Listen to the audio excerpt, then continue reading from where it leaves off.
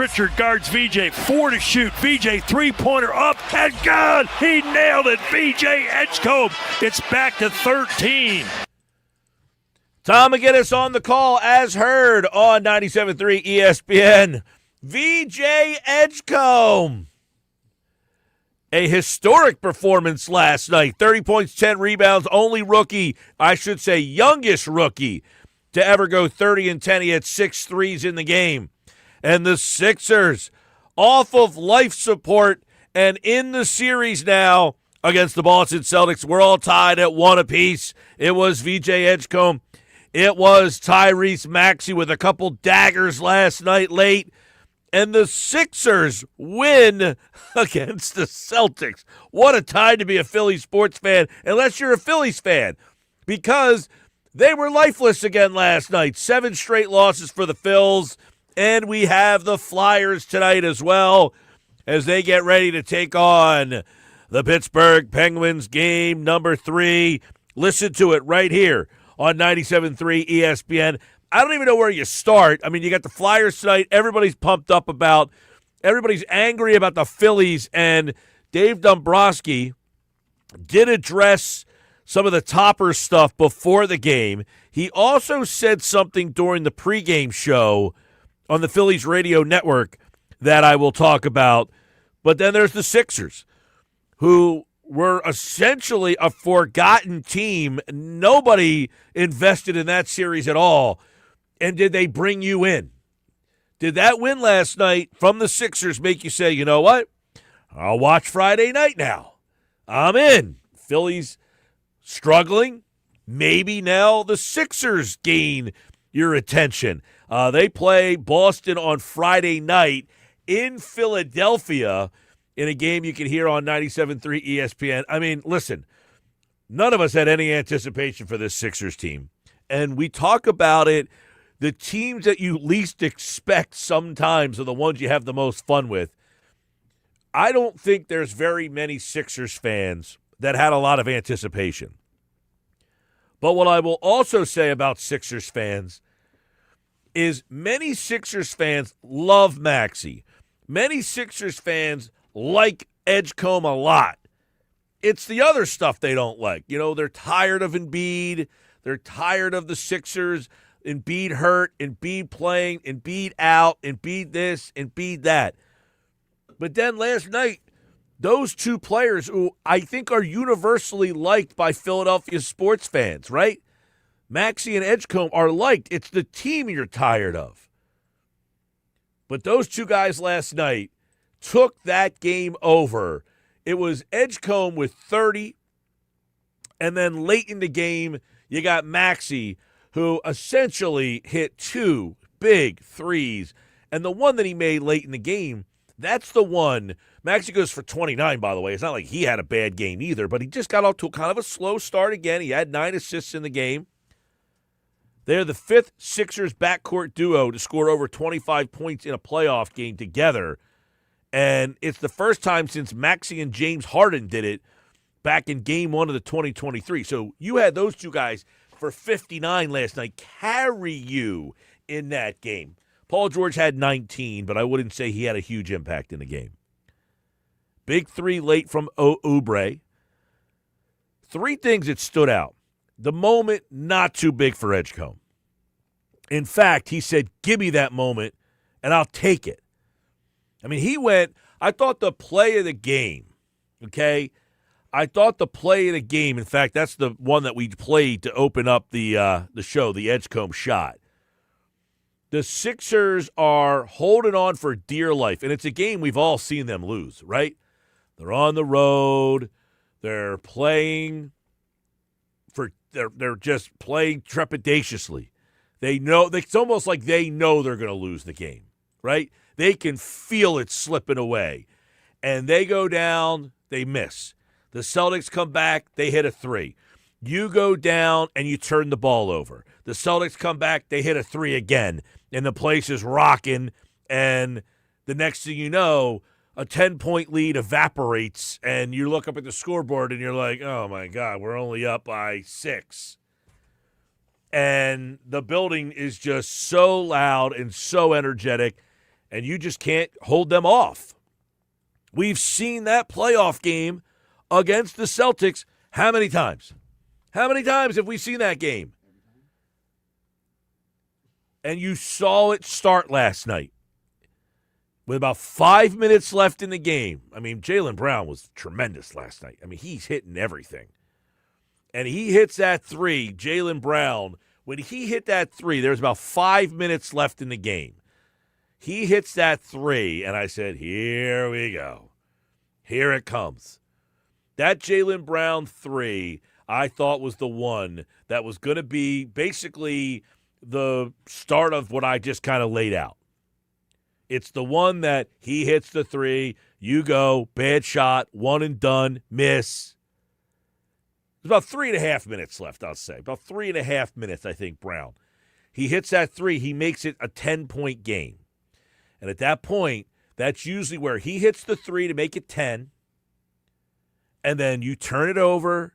We're a bad shot, one and done. He comes back down the other end. He makes another three. And the next thing you know, you're like, oh, my God, here we go. And Edgecombe stared him right in the eye and hit that three-pointer and put it back up. And you're like, huh. And then when Vucevic, he missed 2 threes. I was texting with a buddy of mine last night. He said Paul George stinks, and I said so does Vucevic. Vucevic took 2 bad shots. That shot when Vucevic missed the corner 3, I said, okay, all right. Then Maxey scores, and he pushes it to 15, and you're like, oh, my God, they're actually going to do this. There was another Vucevic 3, and then there was one more push. Brown hit a 3, and then I think Garza took a bad 3. Was it Garza or Harper? It might have been Harper. Harper missed a 3, and at that point, the Maxey, he hit a 3. I mean, the point being, the Sixers answered. Every time in the past, Boston would hit a 3, and then you would turn it over, and then that didn't happen. It was a breath of fresh air watching that fourth quarter last night. And I got to tell you what, Oubre hit a big 3. That Oubre 3 with 4:07 left to go, that 3 was a monster 3 because Oubre has not been shooting it well. But I'll tell you what, there was one other spot in that fourth quarter that you take a look back at, and you're kind of like, I just talked about the fact that Paul George, he actually did early in the fourth. He did hit a little bucket. It was a tough shot, too. And that one there was kind of a big shot in the game. That kind of got them back up by 4 when Boston was making a little push. So everybody, Justin Edwards, by the way, he hit that 3 to push the game up to 7. If you remember, that was just about 10 minutes left in the game. But down the stretch they came, and it was Edgecombe, and it was Maxey. And for one night, on a Tuesday night in April, it's a lot of times we complain about the Tuesday night in February. On a Tuesday night in April, things went your way. And, 59 points from the 2 kids. Now, I get it. Embiid, we don't know if he's going to play. I don't think he'll play Friday night, but there is starting to be some thought that he could play possibly Sunday. They play again on Tuesday in Boston. Could Embiid come back? I don't know. And I don't quite frankly care. I'm not going to get myself wrapped up into whether Embiid plays or not. Because last night they showed, look, Justin Edwards said it the other night. It's a make-or-miss league. And everybody hates that, but you saw it last night. The same 2 teams played. One team on Sunday made 4 threes, the Sixers. And the Celtics hit about 50% of their threes. They won by 32. Last night it was just reversed. The Sixers made threes. The Celtics didn't. Now, I do think that the Sixers took advantage. Boston's run a lot of drop coverage, and Maxey, using screens, got a lot of space and was in the fourth quarter. And look, Maxey has not been shooting the ball well. Let's call it what it is. He hasn't shot the ball all that well. And when he finally came out and started drilling threes, you were like, all right, here we go. Big moments in the game. Awesome game last night. Fun game, about time. For one night, you're like, guess what? Let's get on board. Let's have a little fun. Maxey, 29 points, 4 rebounds, 9 assists, 2 steals, 5 threes. And I thought a big moment in the game overall was just the team defense in the fourth quarter. Right? Team defense in the fourth quarter. Switching, guys fighting through screens, poking, passing lanes, making Boston take bad shots.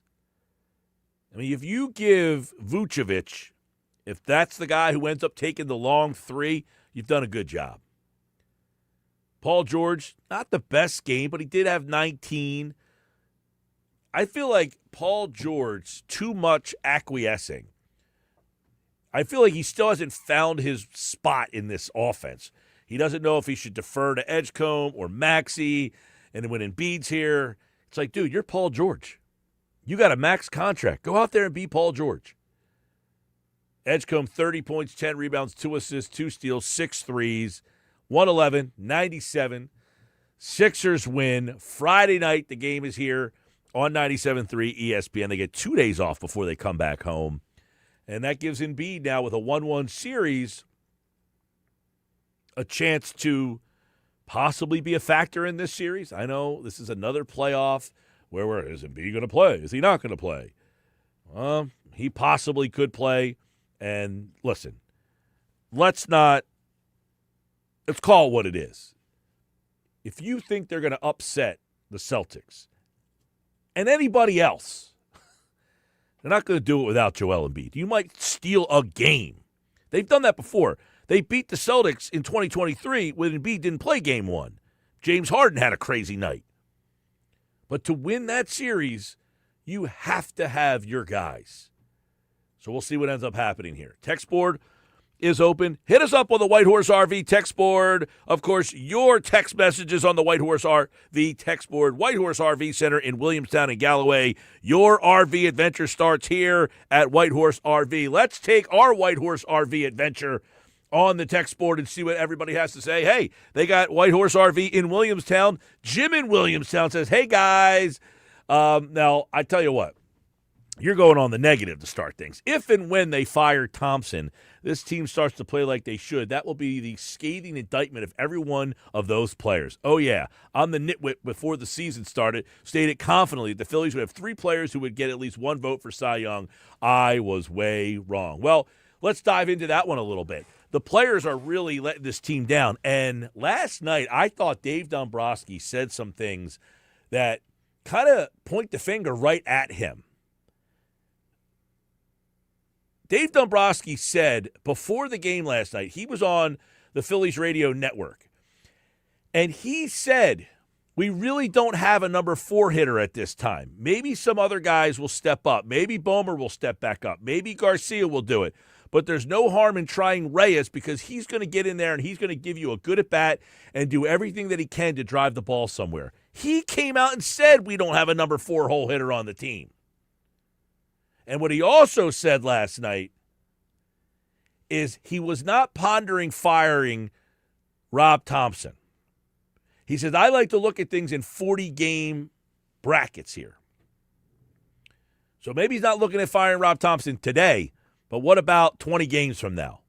That 40-game comment that he made, I think, keeps the door open that if the team doesn't turn around, because he said it, Dombrowski, I'm going to raise my hand. I'm not happy with this team right now. And that's why his comment about Reyes is, I think that was the front office telling everybody, we're not happy and we're going to put this kid in the 4 hole to show you we're not happy. Because Thompson, right now, with his name being on the hot seat, it's direct reflection of the lineup he's been given by his front office. Jim in Williamstown, good text on the White Horse RV text board. BC and Bowers Beat says now would be a good time to bring Andrew Toney back this weekend to ring the bell. I don't think you're going to see that happen. That would be kind of fun. Andrew Toney, the Boston Strangler, rings the bell against the Celtics in game number 3. That would be fun. He also goes on to say, remember the Phillies 22 World Series run? That's the vibe and energy that the Flyers have. I'll tell you what, you're not wrong about that. The Flyers building tonight, I don't know that they're going to be able to keep the roof on that building, man. Dan in EHC says, I am not buying into the Sixers. Don't let them make you believe, Mike Gill. Dan, I didn't say I'm believing. I said I'm having fun. Right? Now you're having a little fun. Now you have to say, yeah, you know what, Friday night, you call the buddies up and say, yo, anybody want to go watch the game tonight? It's like a game that at least isn't a 2-0 game. Now you got a 1-1 game, and you're watching that game with a little bit more intent. Maybe a shared intent if you're going over to the Seed in Atlantic City and you want to pick up a little Sixer. They got a nice little Sixer called Shared Intent that I picked up last weekend. Now we have a little intent on Friday night. Pat in Ocean City, miserable Pat, says the Sixers are sacrificial lambs. Be miserable, Pat. Stay miserable. He says, my question is, do you think DD is genuine when he says Rob Zombie's job is secure, or do you think it's a tenuous situation? Pat, if you had any clue about the manager in baseball in 2026, the GM told you everything you need to know about it last night. He said, I put this team together. I am not happy with this team. You know why? He puts the lineup together. So he's saying, I'm not going to fire Thomson. It's my fault. Now, he might wait, like he said. I like to look at 40-game sample sizes. After 40 games, if nothing changes, I got to do something. So, yes, Thomson would be the fall guy here. But Dombrowski even admitted last night that I don't have a 4-hole hitter on this team. I got to hit Reyes in that spot just to see if I can get something going here. He knows it's not the manager's fault. Dombrowski essentially knows I put this team together that is not good enough. I don't remember Rob Thomson saying, hey, man, I would love Alec Bowman hit him in the 4-hole. Man, that's a great guy you gave me to put in the 4-hole. You know what? Thanks for putting Bryson Stott in the 5-hole. That's a perfect pick. Come on, Pat. You know that. You're better than that. I know you like the whole Rob Zombie thing, but you really think that the manager has more fault in this than the GM does putting this team together? I'll tell you the lineup. The lineup for today, which not out yet, but if this is the way they're picking the lineup, okay? Turner, Schwarber, Harper. 4, throw a dart. 5, pick out of a hat. 6, draw straws. 7, rock, paper, scissors. 8, close your eyes and point. And batting ninth, eeny, meeny, miny, mo. That's the Phillies lineup today. And that's not the general manager who put that team together? Come on, man. Let's be fair here. Listen, I get it. It's the lazy thing to say. It's the manager. He stinks. These guys aren't hitting a lick. You got guys in the lineup hitting in the hundreds. Mike, who gets fired first, Topper or Mendoza from the Mets? I mean, both teams so far down the tank. Mets tried to spend everywhere, and the Phillies stayed pat, yet the same bad results. Let's go Sixers. That's from Monday Marcus. Good question. I think Mendoza's probably in more trouble. They've lost 12 in a row. The Phillies have only lost 7 in a row. So I say Mendoza would go first. 609-403-0973. Boy, I know a lot of people fired up today. I love it. What else we got here? Boy. Ray in EHT on the White Horse RV text board says, Mike, I've been telling you from day one, I'm on the Sixers wagon, and I'm not getting off. Says I even picked him to win last night and Maxey to get 30 and 4 threes. Obviously, Maxey didn't get the 30, but they looked so bleeping good last night that I believe they can win 2 against Boston and have a chance to take the series if they play good and hard every night as a team. Obviously, Edgecombe not going to keep that up. Yeah, I mean, if they play good and play hard, sure, they can beat the Celtics. The Celtics are not some great team. They got Brown and they got Tatum, and you don't. But the rest of their guys, I mean, you're asking guys like Hauser and Shireman and Garza and I mean, they just got really good role players who, when they fill their role, they're tough. And when Brown is going, I mean, he's phenomenal. What else we got? Keone is listening in Hawaii. Maxie and VJ with Porter and Vidard give me so much excitement. Usually it's the Phillies this time of the year, and that could not be further from what I want to watch. I took the Sixers money line last night. Nice little banger for you there. And how about a Flyers win at home to advance?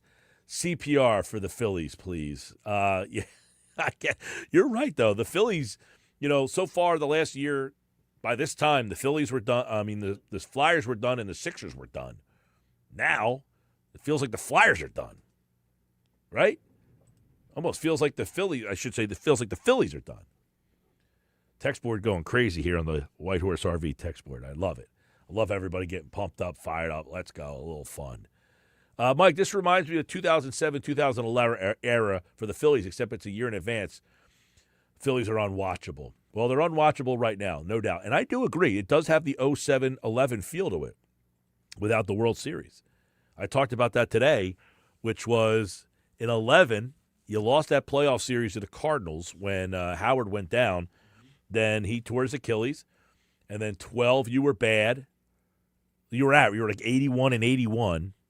And then 13, you were bad. 14, you were bad. And then you went bad for a decade. The problem with this team is the future doesn't, even if they turn this thing around, you've got some bad contracts.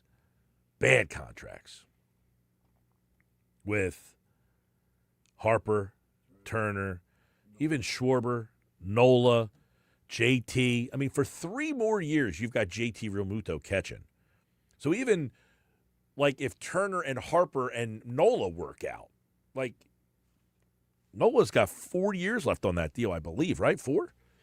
And JT just got put on the injured list.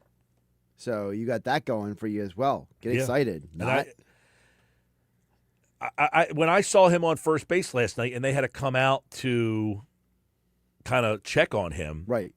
All I keep thinking is this guy's not going to make it for 3 more years. Yeah. By the way, the Phillies have put Realmuto on the injured list. Garrett Stubbs is going to be called up, and he will split time at catcher with Rafael Marchand. So, I mean, just throw that into the mix. Yeah, just another thing. This is Lou from EHT. He says, how crazy of a thought is it to put Crawford at leadoff? It's not a crazy thought, Lou. Here's the problem. He hits left-handed. So if you're going to hit him number 1, are you going to keep Schwarber 2 and Harper 3? Because now you have 3 left-handed hitters in a row. And I know some people don't care about that, but you need to care about it. You can't have 3 left-handed guys batting back-to-back-to-back. So you can go Crawford, Turner, but then you go Harper, and now you got Schwarber hitting in the 4 hole, which I know a lot of people would be cool with. But now you have a situation where you have 3 out of your first 4 guys are left-handed. That's where all these lefties start to bite you, and they start to catch you a little bit. Good text, though, with Lou. I think that's a good one to discuss, and we should kind of bring that up throughout the week here. Jim, again, best thing about the Phillies so far this year is the Mets stink, too. Jim in Williamstown on the White Horse RV text board. All right, there you go. Sports Bash Live, 97.3 ESPN. That's a good way to start things. I appreciate all the flurry of texts. Our text board, the White Horse RV text board in Galloway and Williamstown. Your RV adventure starts here, and we started our adventure on the White Horse RV text board today on the show. Oh, boy, we got a big one. Mike McGarry from the Press of Atlantic City, Phillies Fastball, Oscar and Geoff. What do they take from last night's loss? Plus, the Nuggets, Mosher for football at 4, Michael Kaskey-Blomain on the Sixers win last night, and former Philly 9-year Major League Baseball veteran Dave Gallagher joins us at 5 o'clock for your drive home. I am Mike Gill, and this is the Sports Bash. This hour of the show, it's brought to you by the law offices of Craig A. Altman. When we return, Mike McGarry from the Press of Atlantic City.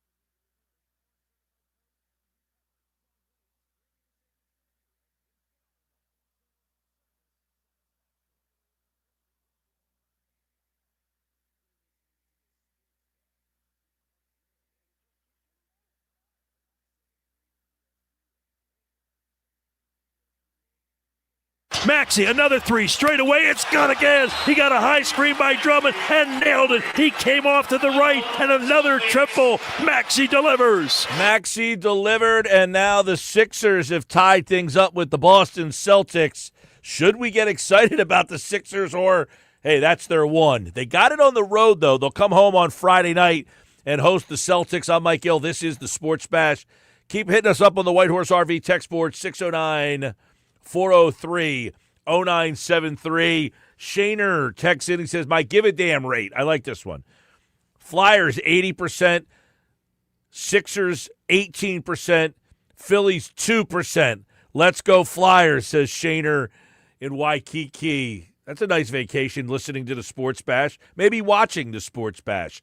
All right, we're going to get into a little of the Sixers and the Phillies. Mike McGarry from the Press of Atlantic City, pressofac.com, joins us now. Mike, you know, the Phillies have had all sorts of problems. We'll get into that. It felt like the Sixers had no juice. They go on the road with an impressive win. That's a game we've seen them lose over and over again, where they have the lead, Boston hits a three, they turn it over, Boston comes back and hits another three, and the next thing you know, you're looking up and you've lost this game. Jaylen Brown hit a three with like 3 minutes left to make it a 10-point game, and then Edgecombe with the answer. Should I believe that Friday night the Sixers can make this a 2-1 series? My fault. Hold on. We'll try again. Go for it. No, the Sixers cannot win this series. I think it was more of a case of the Celtics kind of sleepwalking through the game last night. I will say this, though. I mean, we talked about in the last weeks of the regular season why you want a team to make the playoffs. Well, last night is why you want a team to make the playoffs. Edgecombe has a great game. He learns what the playoffs are about. Maxey hits the back-to-back threes. It's tremendous. But, I don't think it's any indication that the Sixers are in any position to kind of win the series. If anything, I thought before the series it'd be Celtics in 5. I still think it's Celtics in 5, but maybe now it's Celtics in 6. Well, the fact that they went on the road and got the win, I definitely thought that was something, because you're right. I think Boston just kind of sleptwalked through the game. They didn't shoot all that well. But it definitely sets up for intrigue to come back home, the fact that they did get one there. Instead of being down 2-0, then they win one here, and you're like, they won their one game in Philadelphia. Yeah, I mean, you hit it right there. I mean, the Celtics, if you watch the Celtics play on a night-in and night-out basis, they have games like these where they shoot a tremendous amount of three-pointers, and some games or some nights, they don't shoot well from beyond the arc, and it really costs them. I think, Mike, when I look at it, I'm kind of happy about it for one reason. I have a lot of friends. I love the NBA. I have a lot of friends that are constantly putting the NBA down. They're saying the NBA playoffs are boring, nothing but chalk in the NBA playoffs. It's only the favorites. Well, now you've got Celtics, Sixers tied at a game apiece. You've got Knicks, Hawks tied at a game apiece. You've got Timberwolves, Nuggets tied at a game apiece. I believe you've got the Lakers maybe up 2-0 on the Rockets. So it's kind of being an entertaining, NBA playoffs so far. I don't think the Sixers are going to win the series, but as far as the overall development of the franchise and the overall development of a guy like Edgecombe, I think last night was invaluable for Philadelphia in that retrospect. Yeah, and the good thing is, Mike, you see him in the moment. I said, Jaylen Brown comes down, hits a three, makes it a 10-point game, and that's normally where they come down, they turn it over, they take a bad shot, they're one and done. Boston comes back and hits another three. Edgecombe went right down the court and shot a three, and that was a dagger. Yeah, that's what you want. You want guys exposed to that playoffs. There's no doubt that, the NBA playoffs, the intensity of games, the defense, the way the game is played is different in the postseason than opposed to the regular season. And you want Edgecombe to be exposed to that. And not only last night was he exposed to it, he thrived in it. So again, I don't think, I don't have visions of grandeur in my eyes. I don't think the Sixers are going to win this series. But again, for the overall development of the organization in a season that some may look at as kind of a lost sort of season, I think Edgecombe playing well last night and getting a good taste of the playoffs here can really help the 76ers down the road. I agree. Fun night last night. Fun for a night. And then, by the way, it sets up a Friday night where you can have a little intrigue at least, right? I mean, that's what we're looking for. Absolutely, Mike, and that was my argument. At the end of the day, a lot of this is entertainment here. So now you've got something to look forward to. You got a big Friday night in Philadelphia, Boston, and the 76ers going at it in a Game 3 that the series is going to kind of turn on. Yeah, I agree with you 110%. Gives you something to watch on a Friday night, and that's better than watching the Phillies these days. We'll get to them now. JT Realmuto placed on the injured list with this back, and I can't help it. Like, that's a microcosm of this season. You signed a guy to a 3-year, $45 million deal, and he's already got back problems in the first 20 games of that contract. And it really just sets up a lot of the issues with this team, I feel like. Yeah, absolutely, Mike. I did something last night. I went back. The Sixers, the Phillies are on pace to win 56 games this season. 56 games.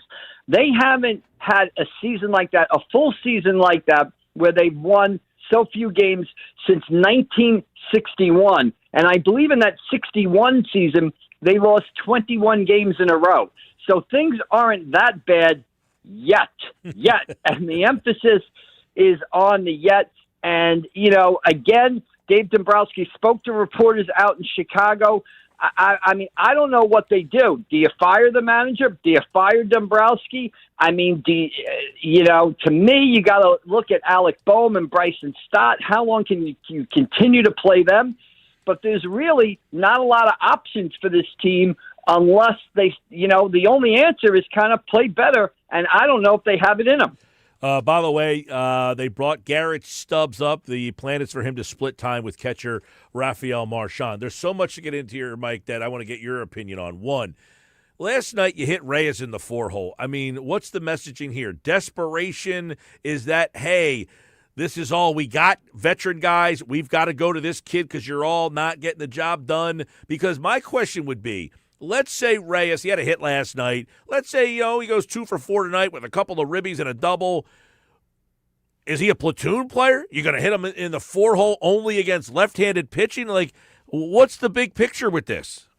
Yeah, desperation is the perfect word there. You heard Dave Dombrowski on the Phillies pregame show basically tell Greg Murphy, and I was listening to the show at this point and driving around doing some errands, and I almost drove off the road. Dave Dombrowski admitted the Phillies don't have a cleanup hitter right now. Well, I mean, so there goes roster construction. Their probably cleanup hitter was a guy, Mike, let's go back, 2 years ago. 2 years ago, Alec Boehm was the starting third baseman in the National League All-Star game. He was on his way to 97 RBIs. He had driven in 97 RBIs the season before. There was no reason to think that this guy wasn't going to continue to mature and be a run producer and be a cleanup hitter. Well, he has been awful since then. You cannot play a guy who is batting 140. Bryson Stott was a guy, started at shortstop as a rookie on a team that went to the World Series. In 2023, I think he batted around 280, stole 30-something bases. You said to yourself, we've got a guy who's going to bat, 300 here at second base, hit 25 doubles, steal 30 bases a game. He's gone backwards. I think they counted on some players to kind of develop and step their games forward, and those players have gone backwards. So where does that leave you? That leaves you with a guy who, he hit the ball well in AAA last year. He hit the ball well in AAA to start this season. But basically, you're batting cleanup a guy who was not a high-level prospect in the organization, a guy that could barely hit it single A. Now, he has a lot of power. Maybe it's a great story. Maybe he's the savior. But if you're batting a guy, if you're in the middle of a losing streak, and you're turning to a guy who has, two games of Major League experience, and you're batting cleanup, that to me says you're in a lot of trouble. A lot of trouble there. And again, what is the big picture if he does produce? I mean, is he going to play against righties? Are you going to sit Garcia all of a sudden? Because he's not going to play left field against right-handed pitching. Marsh is out there. So what do you do with the guy if he actually produces? Well, if he produces, Mike, I'd love to have that problem. And here's how I would look at the Phillies. You know, I understand they're not going to bench Turner, Harper, or Kyle Schwarber. And in the case of Harper and Schwarber, they're the only two guys producing in the entire lineup. Everybody else's jobs, I feel, everybody should be playing for their lives. Their lives every day they show up. So if Reyes shows up and he hit the ball hard last night, he had the home run on Saturday night. If this guy can hit the ball and get hot, yeah, I don't have a problem. Yeah, I'd play him in right over Garcia. I think about you might, Brandon Marsh. You might, but will they? You know what I'm saying? You signed the guy to a 1-year, $10 million deal, like Kepler last year, and it was like, all right, this Kepler thing, enough, but they just kept running him out there. Now, eventually they platooned him in right field with Castellanos. Does it become a situation where they platoon Garcia and Marsh in right field and let this kid play left field? Right. If Reyes hits the ball, Mike, they're going to find a place to play him, without a doubt. Because to me, if they're willing to bat him cleanup, they're begging him to hit. Right? They're asking for a savior. They're down on their knees begging somebody to come into this lineup and hit the ball. And now they're giving Felix Reyes a chance. So if he hits the ball, the fact that they are willing to bat him cleanup in his second major league start or his third major league start, that says to me if he hits the ball, they're going to find a way to play him. And that's, do you stick him in left and do you make Marsh and Garcia the platoon in right? You know, do you do something with Crawford and Marsh in center field? I don't know. But if Reyes hits the ball, he's got to play. And again, the thing I'm watching, Mike, is how long do they go with Alec Boehm and Bryson Stott? You can't – look, I feel for Boehm. I know he's got off-the-field issues with his parents and everything else. I feel for a guy who is obviously struggling. You watch him on TV, Mike, and to me, his at-bats, just as a person looking at him, they're tough to watch because you can sort of feel how much he's struggling through the TV, and you can almost feel the sort of pain that he's in or the anguish that he's in and the fact that he can't perform. But you can't play a guy on an everyday basis who's batting, I don't know what he's batting now, 137? I mean, people were happy last night. He hit a fly ball to center field and drove in a run. That, people already shoot off the confetti canyons because he hit a lazy fly ball to center field to get a run. So, yeah, in answer to your question, if Felix Reyes can hit the ball, I don't care who you have to bench outside of Harper or Schwarber or Trey Turner. You're going to find a place for that kid to play, and I think they're willing to do it because they already showed a willingness by batting him cleanup in his second major league game. One would wonder if Aiden Miller was playing and he was having a successful start to the season. Now, he's not even swinging the bat yet, but if he was and he was performing, would he already be here playing third base? Yeah, absolutely. I think without a doubt. I think if they had options, you look at their roster, you look at the 40-man roster, I think there's only one guy, one infielder on the 40-man roster that's not in the big league club right now. They've got a couple of guys at AAA. None of them are exciting or none of them are, guys you would say are top prospects or anything else. They got a couple of major leaguers down there that are hitting okay in AAA, but have not done anything in their brief periods in the big leagues with other clubs. So, yeah, I think you hit it on the head there, and that's what makes it so interesting is, yeah, you can't have a guy to play, who's batting 140. You can't play him on an everyday basis. But, again, as I say all the time, I've been to a lot of baseball games in my life, and every game I've ever been to, somebody plays third base. So somebody's got to be out there, and can it continue to be Alec Boehm? And obviously, he's not the only Philly struggling right now. They're all struggling with the exception of Bryce Harper and Schwarber, who is performing okay. He hasn't been great. He hasn't been bad. He's been pretty good. But the question is, somebody's got to pay a price for this. Somebody's going to have to, you can't continue to trot out the same lineup on a daily basis. And Boehm is a guy, except what options do they have? And I agree with you. If Aiden Miller was in AAA batting 300 right now, I think he'd be up. But again, you talk about Aiden Miller, you're talking about a 21-year-old kid with a bad back who hasn't been able to swing a baseball bat since spring training began. That's a whole nother side issue that we can't even get into now, because that if I was the Phillies, that would scare me to death. Last one I want to get into. Last night, Dave Dombrowski did find the need to have to address some of the Thomson rumors that started to trickle out there, and he said, no, we are not there. That is not something we would do with Rob Thomson. He said he's been a good manager for us. He said since 2021. He's actually been the manager since 2022. He says we always look at everything that's taken place, but no, that's not being pondered at this point. He did mention he likes to look at things in 40-game pockets. So he said not being pondered at this point. What do you make of what Dombrowski said about his manager last night? Well, I mean, he basically went out there and gave Rob Thomson the old dreaded vote of confidence, right? I mean, you get the dreaded vote of confidence, and then often 2 to 3 weeks later, your head is on the guillotine, basically, or your baseball head is on the guillotine, basically. That happens a lot. I don't know what firing the manager would do for this team, other than what you want to do is kind of shake people up, shake the culture up. And I think a better way to do that would be to take a guy like Bohm or Stott and give him sort of a 2-week vacation. Stott, they could send to the minors, I believe. Bohm can't go to the minors because he's a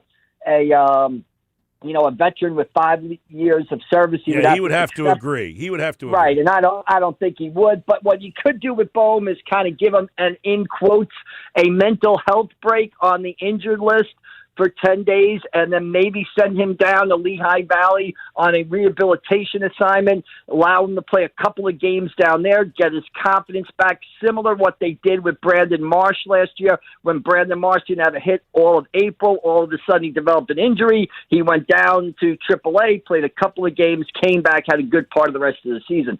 I think that might shake the team up just as much as the manager, because I don't know what you're doing if you're changing the manager. If you make Don Mattingly the manager, is Alec Bohm going to hit any better? Is Bryson Stott going to hit any better? Is Garcia going to hit better? It's a shame to say, but I think the only way their problems can be solved is if they play better, and I don't know what changing the manager is going to do. I think their problems are bigger than changing the manager. All right, Mike McGarry at AC Press McGarry. And, of course, you can check him out over at the Press of Atlantic City here on a fired-up Wednesday. Sixers win. Phillies lose for the 7th straight time. And we got hockey action tonight, yo. Take care, Mike. We'll see you down the road, Mike. Take care. All right, there's Mike McGarry, everybody, from the Press of Atlantic City, pressofac.com. When we come back, the fastball segment. We're going to get into it with Geoff and Oscar. We'll hear what the guys think about where this team is. And, of course, JT Realmuto, he's now placed on the injured list. We got more Sports Bash coming up.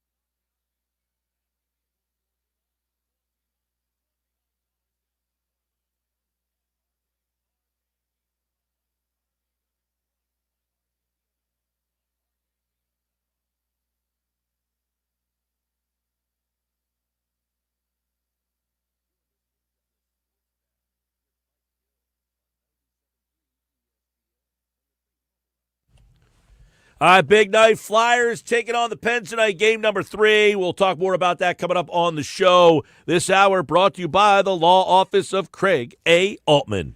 Listen, the only way you get up 2-0 in a series like the Flyers are is if you have a game plan. You need to have a game plan as well. If you get injured, car accident, slip and fall, serious workplace injury, you need to call a law firm that knows how to win. The law office of the Craig A. Altman, 856-327-8899 or online at craigaltman.com. You don't pay anything unless they win. Don't wing it. Don't guess. Go in with a game plan. With offices in Vineland, backed by a Philly law firm that knows how to win, the law offices of the Craig A. Altman, proud sponsors of Philadelphia sports coverage right here on 97.3 ESPN. And coming up, it's our Phillies Fastball segment. We'll take a look at the Dombrowski comments, Reyes in the 4-hole, all that, and last night's loss. The guys join me next.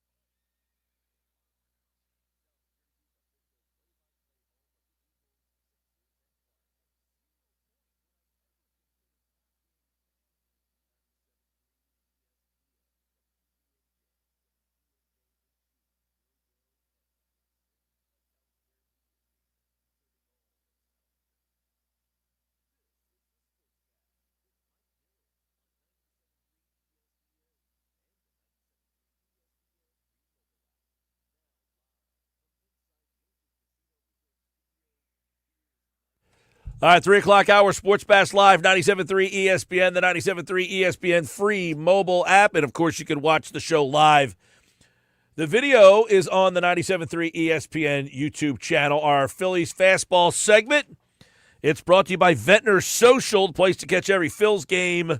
Their big screen TVs all throughout the place, great food and drinks. Visit their Facebook page to check out all their upcoming specials. The Sports Bash will be there next Thursday, our Phillies day game watch party. You know, Phillies play a day game tomorrow. That'll be on at the draft party tomorrow. They play the Cubs tomorrow at 2:20. A lot of Phillies stuff that we're going to get into here. Dombrowski last night, what he said, Reyes hitting in the 4-hole last night. The quick news today, Real Muto placed on the injured list. I don't even know if that's consequential because last night the offense, yet again, lifeless. It was a close game, and then they scored 1 in the 5th, 2 in the 6th, and then 3 in the 7th, and that was all she wrote. So we'll start with you, Geoff Kerr, today. Another lifeless night for the offense.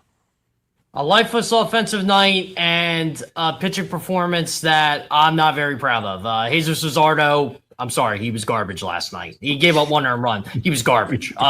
Couldn't find the strike zone. Hubbard can't get out of the 5th inning. I'm getting tired of this. I'm getting tired of the bulk of this team. This is supposed to be a strength of this team. It's not just Jesus Luzardo. It's all of them. They can't get to the 5th inning. This is a taxed bullpen. This is a tired bullpen. A bullpen that doesn't have Johan Duran. A bullpen that doesn't have Jonathan Bowling. Tim Mays is playing an elevated role. We see how that's going right now. Tanner Banks all of a sudden can't throw a strike. Jose Alvarado, who knows if he's hurt now. Orion Kirkering should have been out of that 5th inning, but JT Realmuto all of a sudden forgets to challenge a pitch. It's a comedy of errors right now, guys. I haven't even gotten to the offense yet. Oscar, fill in the blanks on that one. Last night, Luzardo, 4 2/3, 5 hits, but 4 walks. Had no command last night. He failed. He failed. As simple as that. I was expecting a huge performance by Luzardo. It was his opportunity to come back and erase all the bad starts. And, unfortunately, it did not happen. 5 hits, 4 base on balls. His command was not there. And he couldn't. 100 pitches in 4.2 innings. It's not good enough. It's not good enough. He's better than that, and he knows it. And it's everything, guys. It's just the scary part is everything. Yesterday, for the first time, Alec Bohm made 2 great defensive plays. He did. Yeah. You saw March making a tremendous play in center field. So the defense was much better, but it's just, JT not calling. Look, there's not a much more important point. Waste, that's where you waste. Yeah. If you need to waste a pitch, that's where you waste a challenge. That right there, that pitch was borderline. It could have been in the zone. He would have struck him out. That was the pitch. And I sent you guys a text immediately when it happened, and I said he needed to try and challenge that pitch. And I don't know. It's like they're not in the game, and that's what I'm most worried about. I'm beginning, to be honest with you, until yesterday, bad start, all that. Now we're getting into a territory 8-15, where very few, only one in the history of the Phillies, one team since the 1900s, Scott Lover puts this out there, one Phillies team had a winning record after starting this bad. Yeah, it's been bad, and obviously, guys, let's talk about a couple things. Before the game, Dave Dombrowski had to come out and address reporters because there has been talk about Rob Thomson. We talked about it yesterday right here on Phillies Fastball, and he said he's not thinking about it. He likes to look at 40-game sample sizes. Well, maybe Rob Thomson just bought himself about another 17 games or so, but he says he's not thinking about it. But the fact that he had to address it, does that say anything? To me, I don't think they're going to get rid of him right now. And I've been saying that. He said that on the record. I've been told that. That's not an option. The 40-game thing is definitely interesting because I'm curious to see, okay, what changes would they make after 40 games? Like if they go 9-8 these next 17, is that enough to say, okay, we're turning it around? Do they have to go better than that? And I wanted to point this out here. So I was sent a tweet today by my friend of the show, Kyle Fisher, who does a really good job for PSN. Sure. He put this out today about their bad starts. 2022, 21, 29, and I know they fired the manager, but they won 59% of games the rest of the way. 2023, they had the same manager. 25 and 32, 619 win percentage the rest of the way. They got the hot starts the last 2 years and then were barely above 500 the rest of the way, but they did end up strong last year, you pointed out. Their deepest runs when they were fighting uphill most of the season, and a lot of their problems were kind of like this. They weren't as bad, but not being able to hit, not being able to pitch, bullpen's been banged up, etc. To me, I'm not ready to give up yet because it's way too early for that. But it's like what you said last night, Oscar. There are a lot of, to me, disinterest, right? Like JT Realmuto just having a brain fart. That should not happen. Tanner Banks all of a sudden can't find the strike zone. Tim Mesa playing, again, I mentioned elevated role. Look at this offense last night. Look how desperate they were. They had to put Felix Reyes at cleanup. Alec Boehm is the worst hitter in Phillies franchise history after 23 games. That is hard to do, what he is doing. And it's getting worse. Oscar, I want to get your opinion on Thomson, on what Dombrowski said. He said it's not something they're thinking about, but he did say, I look at 40 games. Did that stand out to you as well? Yeah, I mean, absolutely. I mean, it stands out. Dombrowski needed to speak. It's a bad start. There is question marks out there, and he needed to address that. And he, as you said, is team minus 17. I mean, and I'm very concerned, guys. I'm very concerned. I'm not going to lie to you. I mean, I am very, very concerned. Again, last week we had 4 in a row.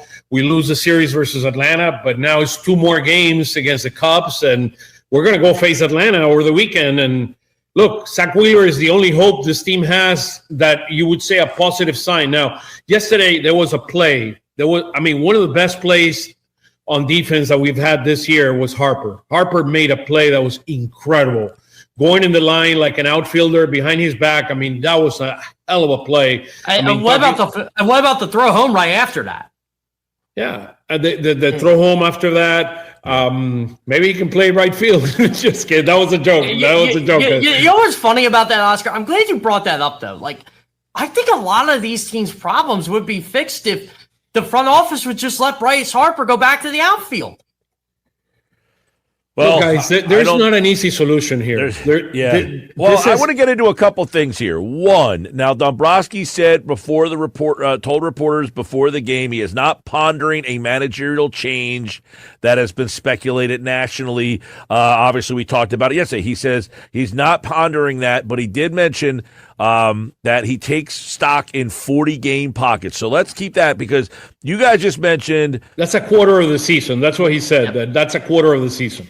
Well, right. So when they did make a change in 2022, it was at 22 and 28. That was after 50 games. So that is when they did make a change in 2022, was after 50 games on June the 3rd. So it would seem that Thomson has at least bought himself another month and a change a little bit to try to turn this around, as Geoff, you indicated.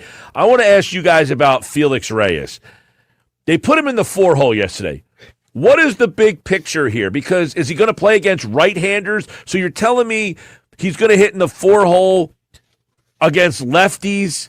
And then what are you going to do with, like, let's say he has 2 hits tonight and a double and 3 RBIs. Is he just not going to play on Thursday now? I find that to be a complete desperation move because I don't see what's the payoff here? Yeah, you know what the payoff would be, Mike? If you would actually play Felix Reyes in right field instead of left field. Well, and that's what I said. Going up against righty. Yeah. So are you ready to dump Garcia already and just say this? I don't see that happening. So that's why I don't either. I don't see what the payoff is here with hitting Reyes in the 4-hole. Just reeks of desperation. And even if he succeeds, about messages, right? What do you do with them? Yeah, but we talk about messages, right? That's sending a message. That's telling. Yeah, that is, hey, nobody is safe here. We just brought this guy in. And we're benching him for some kid that literally no one knew who he was last year. Look, I'm going to be a little blunt in my answer to this. I mean, he's just, that's his way of saying we're shaking things up. I mean, that's the bottom line. But to me, yesterday I saw a Harper that is trying to do some. He's playing hard. I mean, I have to admit it. Harper is playing very hard. Schwarber's trying. I mean, he strikes out more than I ideally want to, but Schwarber and Harper are trying to get this team going. The problem is the rest of the lineup. I mean, forget about Reyes for a second. I mean, Garcia, he was 1 for 4. Realmuto, 0 for 4. Trey Turner, guys, let's start pointing at Trey Turner. Trey Turner needs to start playing like a star. I mean, he's hitting 234, 634 OPS, unacceptable, period. That's This is your lead. Yeah, I agree with you. By the way, that's your leadoff there. Maybe the change is you got to put Schwarber at leadoff and move Turner down because he's just not doing anything for you. Or you put Crawford. You put Crawford as leadoff. Sit down, Turner a game. I mean, I would like them to play Crawford every day. I don't know why they're not doing that either. Yeah, that's another thing. Is Marsh again last night? No Crawford. We know that Marsh struggles. Now he did have 2 hits in the game last night. I think one came. Did one come against the lefty earlier in the game? I don't recall. But he did have 2 hits in the game last night. He had one late in the game against a right-hander. Guys, listen, I've been talking about Turner ever since he's gotten here. You know, the contract they gave him way overpriced, too much money. He has not ever made an impact. I know he won a batting title last year, and somehow, I don't even know how, he finished 5th in the MVP voting. Does he feel like a guy who was the 5th best player in the league last year? No way. No way. I'll say this to Trey Turner. Last year was his best year with the Phillies. Yeah, of course. We had 2 years. One stunk and one was really good. I mean, I'm not saying he was bad last year, but he's not making the impact. And now his at-bat last night with 2 on in the last inning with a chance. You finally, like I thought that last inning, they finally kind of strung together a couple of hits. It felt like, okay, you know. They actually, looked like they had some It was an error because Scott Kingery threw the ball into right field. Maybe they were watching. Hold on. Maybe they were watching Maxey and BJ Edgecombe. I mean, bring it on. But you know what, guys? This is what felt weird to me last night. Even though they lost, I actually walked away from that like, okay, this team's got a little bit of a fight, right? Because Harper had the 2-run home run. They scored. They had a but maybe this is why I want Kyle Schwarber back in leadoff spot because then he comes on with 2 men on in the 9th inning. Yeah. All of a sudden, you're thinking, oh, now we have a chance to tie this game. Yeah, but to be fair, shouldn't you think like that when Trey Turner steps to the plate? You should, but I don't think like that right now. Exactly. And so you're not getting your bang for your buck from Turner. 234, unacceptable. You know, Schwarber, obviously, as you mentioned, he's striking out a lot, but he's Schwarber. He's hitting your home runs. He's striking out. He's doing what he does. Right. Sure. It is literally, though, I don't know if you guys saw my tweet earlier today. I was laughing. I was flying. Sorry, I was flying. So my tweet earlier today is the Phillies lineup: Turner, Schwarber, Harper. Throw a dart, pick out of a hat, draw straws, rock, paper, scissors, close your eyes and point, and eeny, meeny, miny, mo. I mean, really, it's what it is. Oh, I want to point this out to people because I wrote this on my Substack yesterday, Mike, and I know you read it. For people that want Alec Bohm DFA'd, you do know how that works, right? He has to agree to be DFA'd. Right. Well, the Bohm thing, I wouldn't DFA Alec Bohm. I mean, I send him to the minors, and you know what? Well, that's what I mean. Like, he has to agree to be sent to the minors. That's what it means. So, like, you just can't say, we're sending you down there. No, you have to basically, if you're Rob Thomson, Dave Dombrowski, you have to sit with him in an office and say, look, we recommend this. You have to agree to it. Well, guys, there's a lot here. I mean, the Reyes thing, he'll probably, bat 4th again today. And then I don't know, maybe tomorrow he plays right field and they give Garcia a day off, so they extend him for 1 extra day. But I don't know what happens in the Braves series. Does he go to play right field? How do you get this guy in the lineup? I like this kid. This kid is a hitter. I mean, this kid, I saw him up there. Managa is not an easy pitcher. And he was up there like hacking. I mean, the first line drive he hit, it was a good hit. I mean, I like this kid. Like this kid. This kid, you can see he's a natural hitter. We've been here. Steve Porter always pointed to me. This kid can hit. This kid can hit, and he's a hitter. Now, you know what I like about him, Oscar, and this has been like this for about the last year and a half. Felix Reyes is no fear when he's up at the plate. It's like, okay, I know what I'm going to do. I'm not going to overthink this. See the ball, hit the ball. It's almost like the Nick Castellanos thing, only he's smarter about it. Well, I wrote an article about Reyes and this whole 4-hole situation that is over at 97.3ESPN.com, and I asked the question, where does he play against right-handers? And his splits against right-handers, 319, 349, 525 with 11 homers and 51 RBIs. Against lefties, 371, 406, 685 slash. So this guy shows in the minor leagues, I get it, that he can hit both righties and lefties. At Double-A last season, he had 335 with 15 homers. So the question is the Garcia experiment over? And if not, how do you get him in the lineup if you really think that he should be hitting in the middle of your lineup? Yeah, I think Garcia is an important component. Sorry, Geoff. I think Garcia is a very important component to this team and the ability of this team of coming back. He's a legit hitter. He's proven it over many years. He's a very power hitter. When this guy gets hot, he's going to hit 5 homers a week. I mean, that's how Garcia operates. So get ready for it. I'm not touching Garcia now. The idea of Reyes and maybe potentially put him in a third. I mean, he's originally an infielder. I mean, maybe it's a possibility. We were talking about this yesterday, and you said you'd rather see Kyle Schwarber play third base. I changed my mind. That's baseball for desperate measures, right, Oscar? Look, when you are at 8 and 15, you try everything, man. Whatever it takes. This is how I look at this. I think the point that we're talking about is his bat needs to be in the lineup, and we need to find a way for his bat to be in the lineup. Yeah, I think he needs to play every day. I think this is a kid that he's just going to, like you said, Oscar, he's going to hit. You got to just find somewhere to put him, whether that's at Garcia's expense, whether that's at Alec Boehm's expense, whether that's at Harper's expense, but you move Harper. I don't know. I still say a lot of these problems would be fixed if the front office would agree to move Bryce Harper to the outfield. I just don't think they're going to do that. Okay, let me ask you this question then. Let's say they did move him to the outfield. That means you're basically putting him back in right field, and Garcia goes right back to. So if you're going to put Harper in right field, why not just put Reyes in right field? You platoon March and Garcia. You platoon March and Garcia. That's basically what you're doing. Yeah, and I think that's a really good platoon. I think Brandon Marsh is a great platoon with anybody, if we're being honest. Yeah. I think, look, am I disappointed in Brandon Marsh's start? Yes and no. I wish the OPS was higher, but he is hitting the ball. He's not the problem.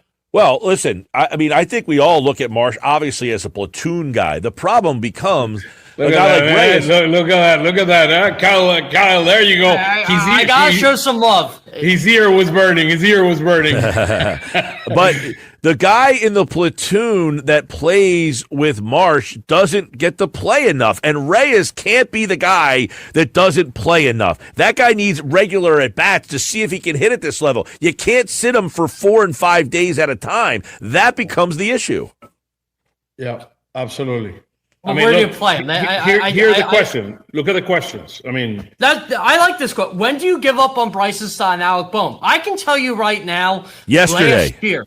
Well, last year I was told this, and Stott and Marsh were included in this. This is what I was told. There was an hourglass on both of them. Brandon Marsh played his way out of it, and so did Bryson Stott in the second half of the year.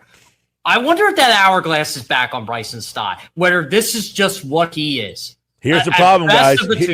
I'll throw this to both you guys. Here's the problem. Look at Sosa at the bottom of that lineup there, down to 219. He's starting to play a lot, and now you're seeing that Sosa gets exposed and this is too my much. argument. This is my argument. There is no one to compete and take any of their jobs at the highest level, and the one who can do it has not swung a bat yet. I was going to say, Geoff, question for you. If Aiden Miller was healthy and he was hitting right now at AAA and performing, would he be up here playing? If Aiden Miller was hitting like Felix Reyes hit in AAA, I think Aiden Miller would be on this team right now. I would not fully agree with it because I don't like to stun the prospect's development, but I think desperate times will call for desperate measures. They say, you know what? You could take second base. You could take third base. We'll play you every day. And I think he'd bring some youth and excitement to this team like Crawford did. Wow. Look at that. I mean, this is going to become tough. Look, if you keep losing, this is what you're going to hear.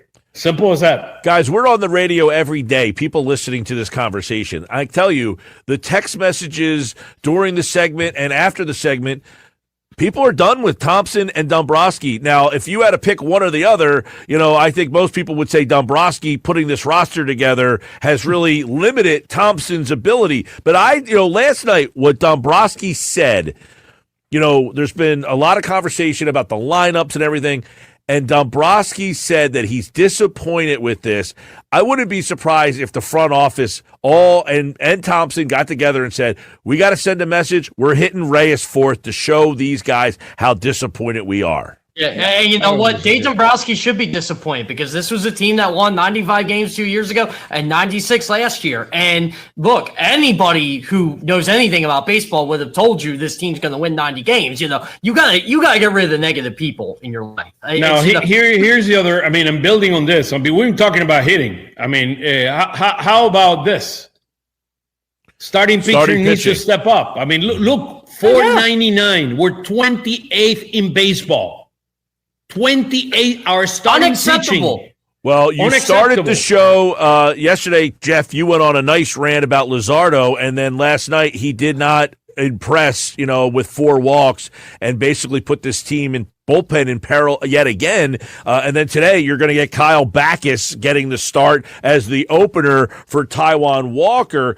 And then you're going into the Braves series. You're hoping that Zach Wheeler comes back to Zach Wheeler. So you're putting a lot of pressure on Wheeler to come up in his first game and try to bail us out here.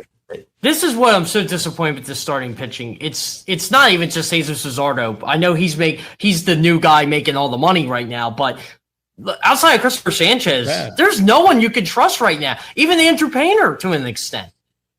Well, yeah, Painter's problem is pitch count. Can't get out of the 5th inning so far. Hasn't been able to display that. Aaron Nola can't get out of the 5th inning.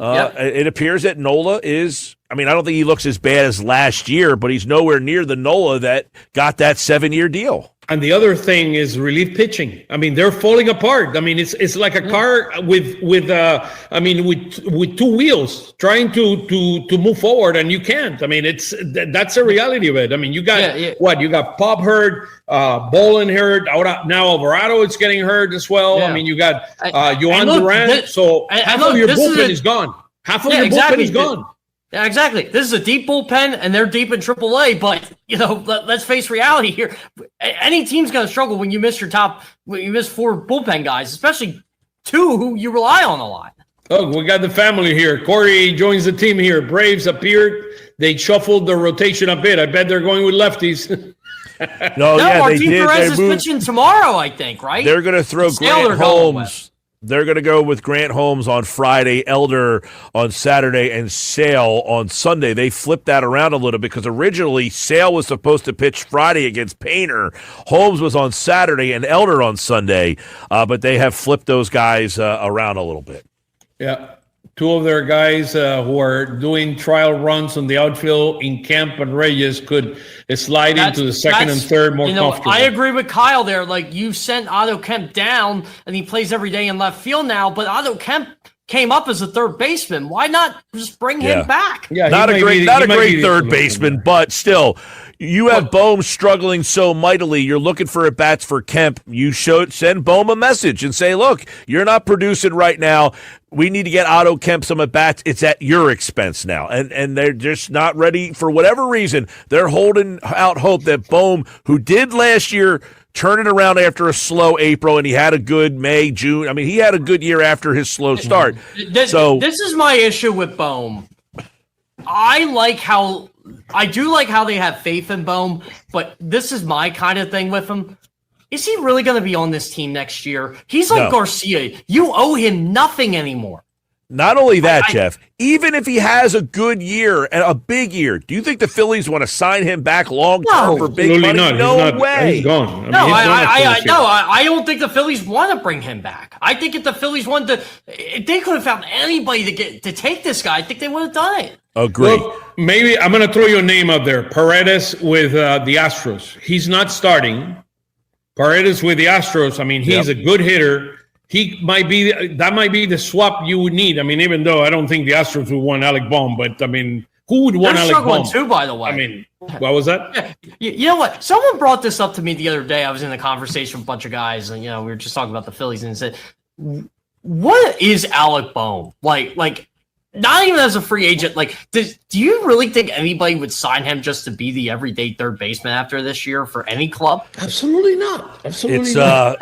yeah, well, and again, him and Stott are two guys right now. People text it all the time. You got to trade Bohm. You got to trade Stott. I said they have no value. They're not even league guys. players. Look where we are with lefties. 2-9 against lefties. You know what bothers me about Stott more than Bohm? And a lefty tonight, by the way. Boyd lefty tonight. You know what bothers me about Stott more than Bohm? I've seen Bohm have success in the major leagues. I've seen minimal. He started the All-Star game. Exactly. Do you think Bryson Stott just looked overmatched from the time he got up here? Yeah. It's a shame because he looked like he was going to be a grinder, a good player, a guy that was kind of a dirtball, and that was he just hasn't worked out. He does work hard. I like him personally. I think he's a good guy. But can't hit. Yeah, I agree. All right, guys. By the way, Braves lost last night, so you didn't lose any ground, which is good. By the way, Mike, sorry to interrupt you.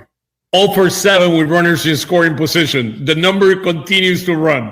Well, and you Over lost 4. the game last night, giving up 7 runs. And how many guys did the Cubs leave on base? What, 14?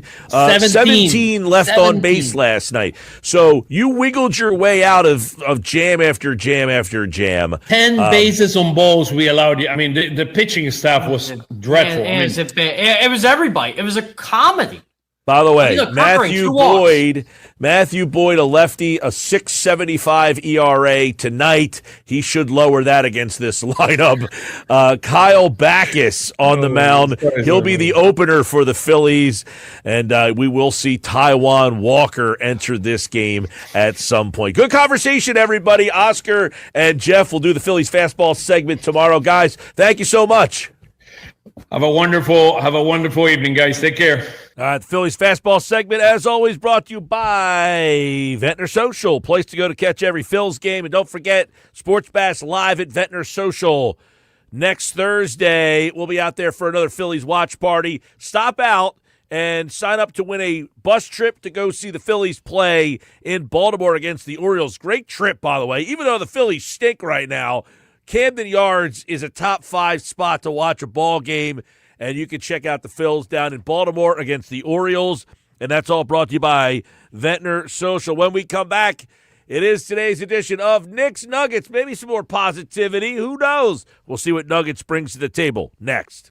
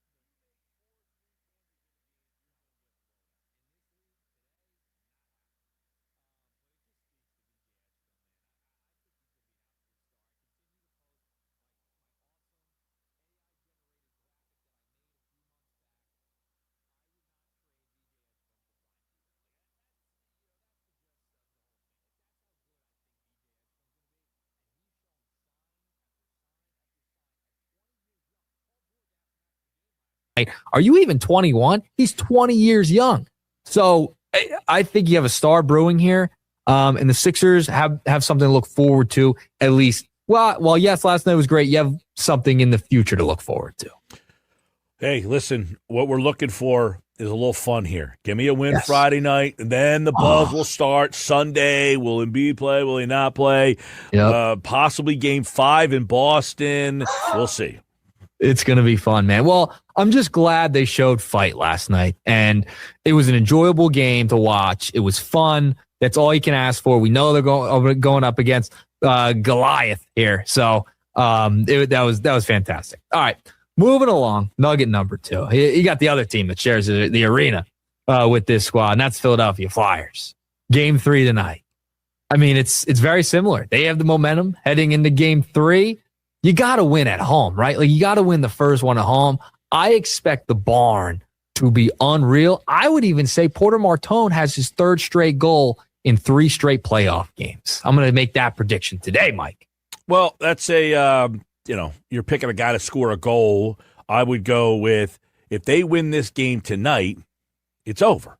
I mean, that's it. Well, and I think, though, but I said this on yesterday's show, if Pittsburgh wins tonight, I think they also win Game 4.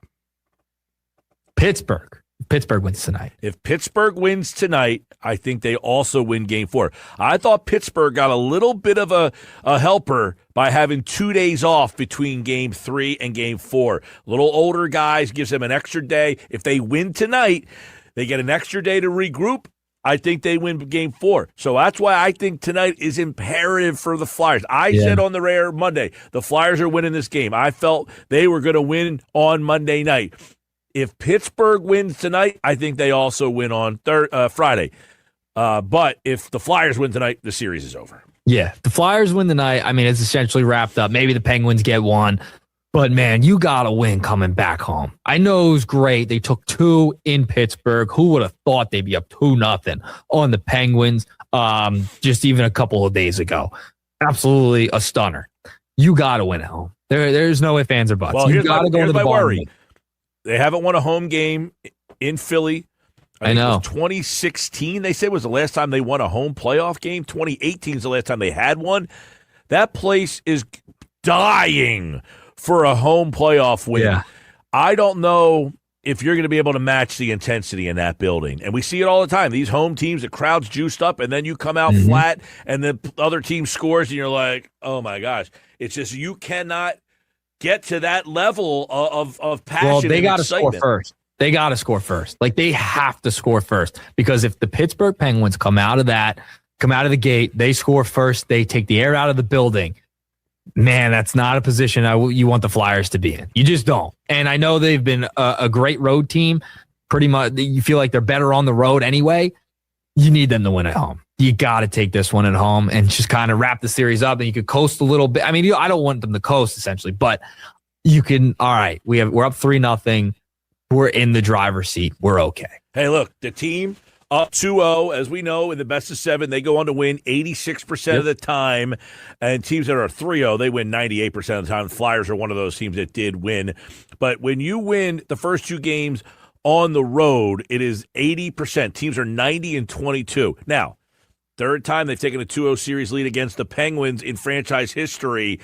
And they won in 6 games in 2012. They won in 5 games in 97. So history says this is a good spot. They're 18-0 all time when they lead a best-of-7 series 2-0. This would be a massive disappointment. I'm looking forward to it. I'm looking forward to tonight. Hopefully in the barn. I mean, that place is going to be electric tonight. So Flyers, can they go up 3-0? We shall see. All right, moving along. Final nugget before I get out of here. We got a little drama on our hands, all right? And it's our old buddy, C.J. Gardner-Johnson. You know, I'm a big fan. I follow C.J. on the X platform, and we've done plenty of nuggets on C.J. So we know the whole A.J. Brown report from Adam Schefter earlier in the week. I know you guys played the Diana Rossini cuts when she came on during Radio Row, I should say. And we know the whole story. We heard Vrabel, that whole thing. But C.J. G.J. tweeted out today saying, quote, Philly turned on AJ so bad, it's sad. Y'all love us when we help y'all win, but damn, why are you guys bashing brother now? That is from CJ Gardner Johnson. Who's and bashing? I have a lot of problems with this. Yeah, because who's bashing? AJ is the one who wanted to leave. AJ is the one who was yelling at Sirianni on the sideline. AJ had the book on the sideline. AJ went on Twitch. AJ went to Twitter.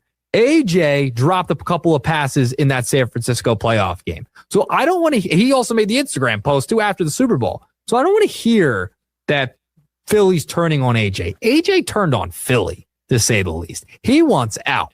So that don't give me that we're turning on him and the city's turning on him. No. He did all this to himself. He created this nonsense, not anybody else. No argument with any of that. I don't know what C.J. Gardner-Johnson's talking like. It's not like the fans out of nowhere said, we want to get rid of A.J. This came from A.J. and all the murmurs of him wanting to basically end up with the Patriots or nobody said, hey, get rid of this guy. Never. Not at one point during the season was anybody like, I want to get rid of it. Now, when he has done some of these things that you just laid out, some people have said, hey, I'm tired of him. You move on. But that's because of his actions. Yeah, he created this. And it started after the Super Bowl. It started then when he made the Instagram post that he wasn't fulfilled from winning the Super Bowl. I mean, and it's funny. I've seen the clip go around social media from the parade a couple of years ago. Now, when he talked about, they said I was a diva and now he's a bleeping champion, that whole thing. Well, AJ, I mean, dude.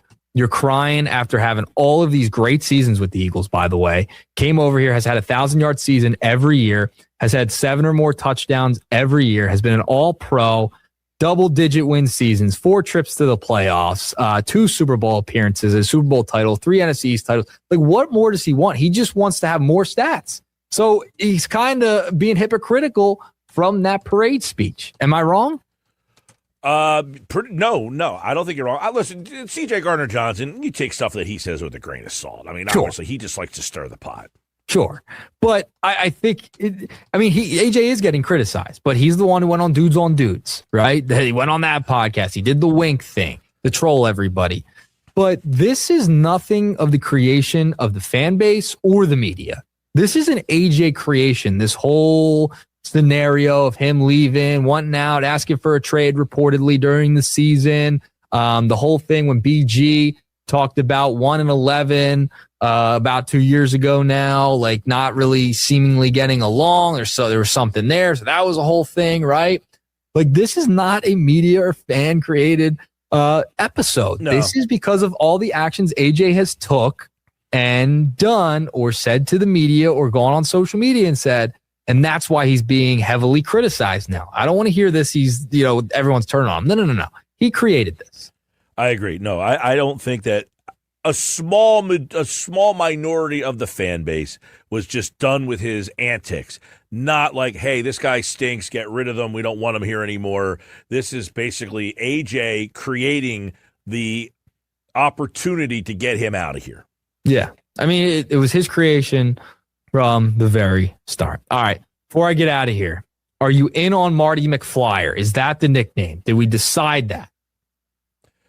I didn't come up with anything different or better, so I'm going to have to go Marty McFlyer for the night. I think Marty McFlyer is 1,000% the nickname. And VJ Max needs to stay too.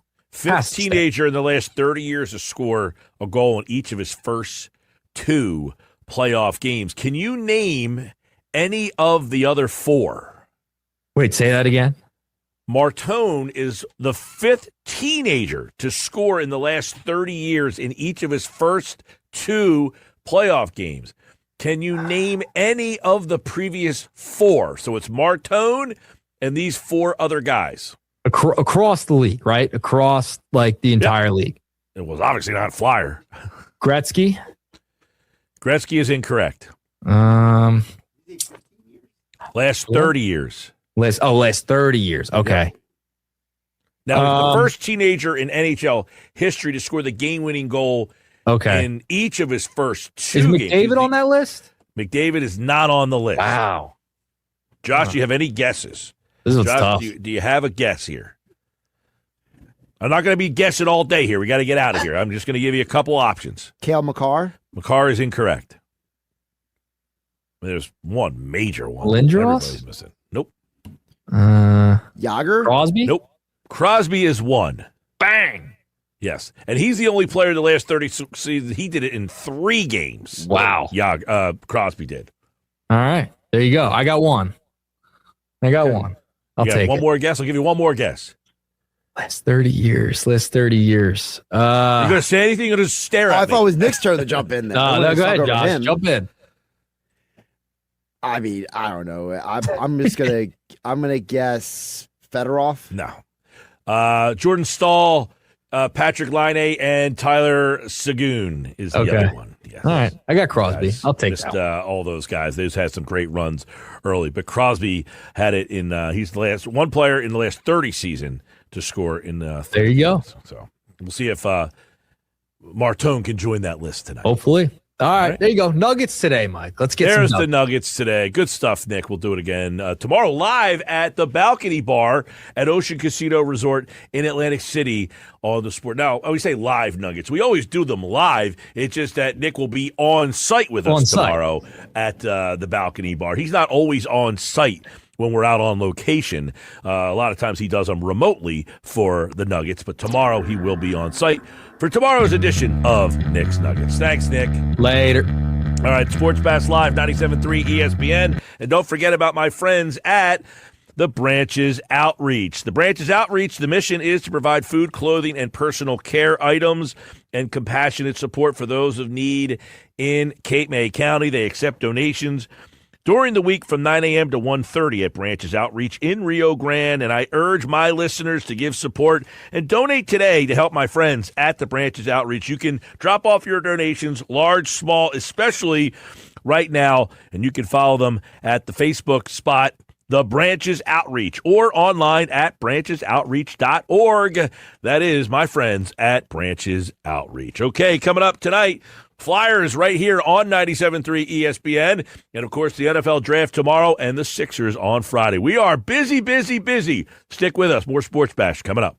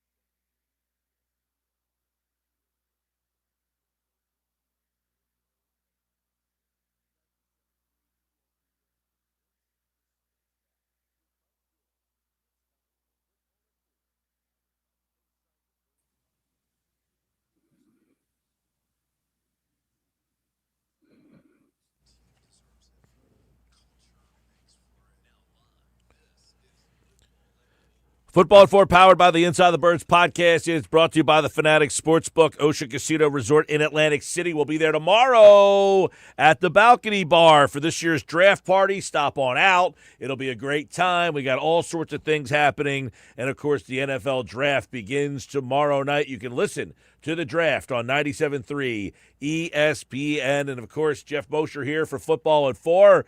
A lot of draft conversation as we get ready for tomorrow night. We finally will know what Philadelphia might do. But, Geoff Mosher, will they be busy on draft night? Do you anticipate Howie Roseman 23, or do we think that there will be a trade for an edge rusher and maybe even an A.J. Brown trade? I don't know about an A.J. Brown trade, unless somebody knocks their socks off because of the whole June 1st thing. We'll see.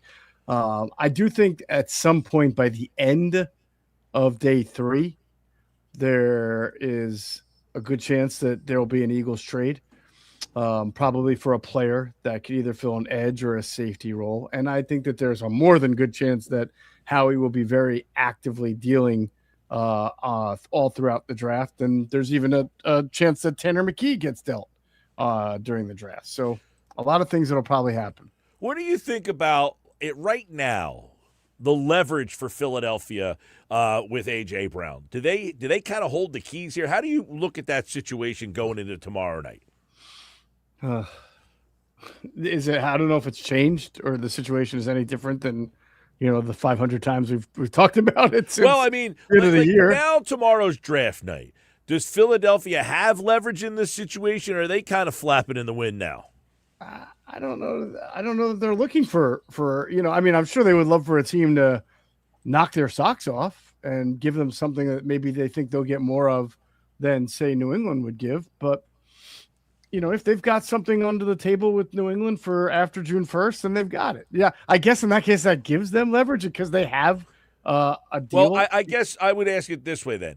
If Philadelphia ends the night and they have A.J. Brown, which is anticipated, right, because of but if they get a deal that really, as you say, knocks their socks off, are they willing to take the bigger dead cap money hit? I think that they would if they got a better deal. Yeah, I think the cap hit has only been a part of the issue. I think Howie has shown that he will make a move that takes on a big cap hit if he's all right with the return of the trade. The Carson Wentz one was an example. At the time, it was the biggest cap hit, I believe, dead cap hit in NFL history, but he got I believe, the 2 that was going to become 1, he got a first-round pick out of it, right? That deal, they did get a first-round pick in the Carson Wentz deal. But in this situation, right, it's one of those things where you're kind of like, if, let's say the Rams say, you know what, we're going to give you a call back, and this is what we're willing to give you. If you take the dead cap hit, we'll give you more today. So does it behoove the Eagles to actually move him tomorrow? Because you and I have talked a lot about, are you a better team if you trade A.J. Brown for future first-round picks? Is this team better? And we're like, maybe not. But if they give you picks in the draft tomorrow night and you take the dead cap hit, are you willing to do that? I mean, I think it only behooves them to do that, to use your word, if they are really excited about what they're getting in return. You know what I'm saying? If it gives them an opportunity to get more than they would have gotten had they waited. Right, and we don't know that that's on the table. We think that it's still the Patriots. It sounds like, according to Adam Schefter, it will be the Patriots. And could the Patriots make their big play tomorrow and say, hey, you know what? We'll give you more tonight than we will on June 1st. I don't know. I think that is still a stare Why down. would the Patriots do that? I mean, unless they felt they needed to get him in before OTAs. Unless they felt that somebody else was calling tomorrow night. Well, I'm sure that perception will be created as best as Howie can. Well, they don't have anybody to report anything differently at this point, it seems like. So we'll see. Obviously, that will be something on the table. The Jonathan Grenard stuff, possibly an edge rusher. Pick 54 and Jonathan Grenard. For Jonathan Grenard, would Eagles fans be happy with that move? Is that something that they should be exploring? I would think that they'd be pretty happy with that. I mean, he's certainly really good pass rusher, a starting caliber pass rusher. Is he as good of a pass rusher as Jalen Phillips. I don't know about that, but he's pretty darn good. He's had some very good years. He'd be on his third team. He had back-to-back 12.5 sack seasons. Yeah. Yeah, I mean with the Texans, right? So which is more than Phillips has. You can make a case that he might be a better pass rusher, not as good as a run stuffer. Yeah, that's why yes, you can make a bit. He's got more speed around the edges for sure. I mean, he's a good player. I don't think he's been as consistent throughout his career as Phillips, but he's been pretty darn good. Both have had injury problems. Yes. Yeah. More so Phillips than him, but yeah, I think Grenard's a good player and worth the second round pick. And I think especially with the 2 3rd-round picks the Eagles have with some maneuverability there. Sure. All right, Geoff Mosher, Inside the Birds podcast, tomorrow night. The night you guys did your annual mock draft over at InsideTheBirds.com. You can check out every pick that they made. And Andrew DeCecco made the pick for the Eagles at pick number 23. Max Ionacker from Arizona State, the offensive lineman, to which you said really no debate here. There's not a lot of talk about, no discussion, is what Adam said as well. Most people look at offensive line as the spot that the Philadelphia Eagles definitively need, but I do find it going to be interesting if a wide receiver's on the board at that spot, or maybe even Sadiq. Do you take the skill player, or do you feel better with an offensive lineman? You take the highest rated player on your board, and so I can't tell you who that would be because I don't know who's going to be there. But I suspect just how I think the board will fall, that an offensive lineman, be it Blake Miller or Ian Akor or Caden Proctor or Monroe Freeling, will be there. I also suspect because this is a high upside offensive tackle class, but yet still one that needs some development. And there's like Maui Noah from Miami will probably go off the first. And then there's going to be like teams that need offensive tackle, right? And I think they'll be looking to move up. And I don't think that they want all these offensive tackles to go 18 to 25. I think teams know that they're going to go get swallowed up quickly. So they're going to have to jump up in that 15 to 20 range to get them. So it'll be interesting to see if the Eagles feel like they're going to need to jump up a few spots to get a guy that they might really like. I think Sadiq, you guys have going. Andrew put him at number 19 to the Carolina Panthers. If he's still on the board at 19, does Howie Roseman get active there? Is that a player you would trade up for? I would. And if you let me throw this into the mix too. If you're trading A.J. Brown, does Sadiq become a player that you kind of target because you're looking for another weapon in the offense? Maybe not necessarily the same, outside receiver, but another big physical type of pass catcher. Yeah, I mean, it would surprise me, Mike. And that's no knock on Sadiq. I think he's worth that kind of pick. He might be one of the top 3 or 4 cleanest prospects in the entire draft if you're just taking out positional value out of it. I know that the Eagles surprised us last year, myself included, taking an off-ball linebacker, but you've started to see that they've changed their defense over the last 5 to 6 to 7 years. They play a 3-4 front, a 5-2 front now. So they'll draft a nose tackle like Jordan Davis, and they'll obviously get back to drafting corner, and they'll draft an off-ball linebacker because that's important. I don't know that they're ready to say that a tight end is a position that they're willing to trade up in the first round for. Now, I'm not saying, if he's there at 23 magically, then you really have to consider it. But I don't know if the Eagles are the team that's going to give up extra draft stock to move up to get him. I know that the wide receiver class, interested to see, I'm looking through your mock draft. I don't know that I see Denzel Boston going in this first round, which I think would probably be interesting. If he was there at 23, Boston, would he be a guy that they would consider? Because obviously they probably think they're going to need a wide receiver, and you have a lot of receivers going ahead of that. But after Philadelphia picks at number 23. Now, that doesn't necessarily mean that you don't think that just because you didn't make all the picks. I don't see Omar Cooper going at 27 and Casey Concepcion going at 30, but no Boston in this pick. I would think if Boston was on the board at 23, he would be a very intriguing guy to think about. Yeah, I mean, just so you know, like I pay very, very little attention to all the streams and streams of mock drafts out there. So I don't know what's in people's heads about where certain guys should go. But among the people I spoke to, I did it on Philly Voice the other day, kind of a scout's take, sizing up the draft, talked to a bunch of people in personnel around the league on what they feel. And when I was talking wide receiver with a lot of folks, the names that came up most of guys that they liked in an order were obviously Tyson and Tate, Conception, Cooper Jr.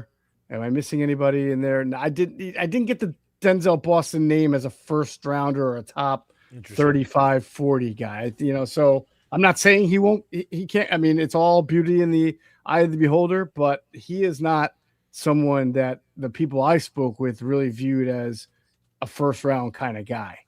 Right. And listen, everybody, as you mentioned, beauty in the eye of the beholder. I know he's a guy that Josh is a big fan of, Boston. We've seen him go in mock drafts right around there. I just would be interested to see if Philadelphia would be intrigued to take a wide receiver. And obviously, if they took a wide receiver. David Boston, I believe, by the way, former NFL receiver for the Cardinals. Yes.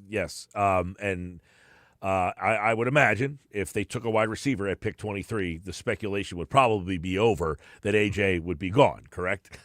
I would imagine. I think if the Eagles take anything in the top 50, it'll probably be over, but go ahead. Yeah, I mean, you have in that second round, 54, you're right. They do have a pick at 54, and then they have 2 picks in the third round, which they could get some stuff accomplished. Adam yesterday gave us a lot of things that he would like to see accomplished in this draft. Do you have a blueprint that you would like to see accomplished for this team? Yeah, they obviously need. I mean, this goes without saying. I mean, that they need to address the offense and the offensive line. They need a successor for Lane Johnson. I really do believe that. They need a tight end of the future. They need a pro-ready interior offensive lineman who can play guard because their guard situation is shaky right now. I have them. I would not be surprised at all if round 2, if they even double dip, went OT and then OG in round 2. I did an Eagles only mock draft on Philly Voice today and had them trading Tanner McKee to the Jets to pick up an extra second round pick and then using that. Oh, so I was going to say, what'd you get in return? What do you get in return for Tanner McKee? I picked Keelan Rutledge out of Georgia Tech. Really good, athletic, almost built like a tackle, but definitely a guard type guy out of Georgia Tech who can step in right away if need be. So that's what I just think that they absolutely need to accomplish that on offense and on defense. Or just overall, I think that they have to make some trades to come out of this draft with either a starting caliber edge or safety.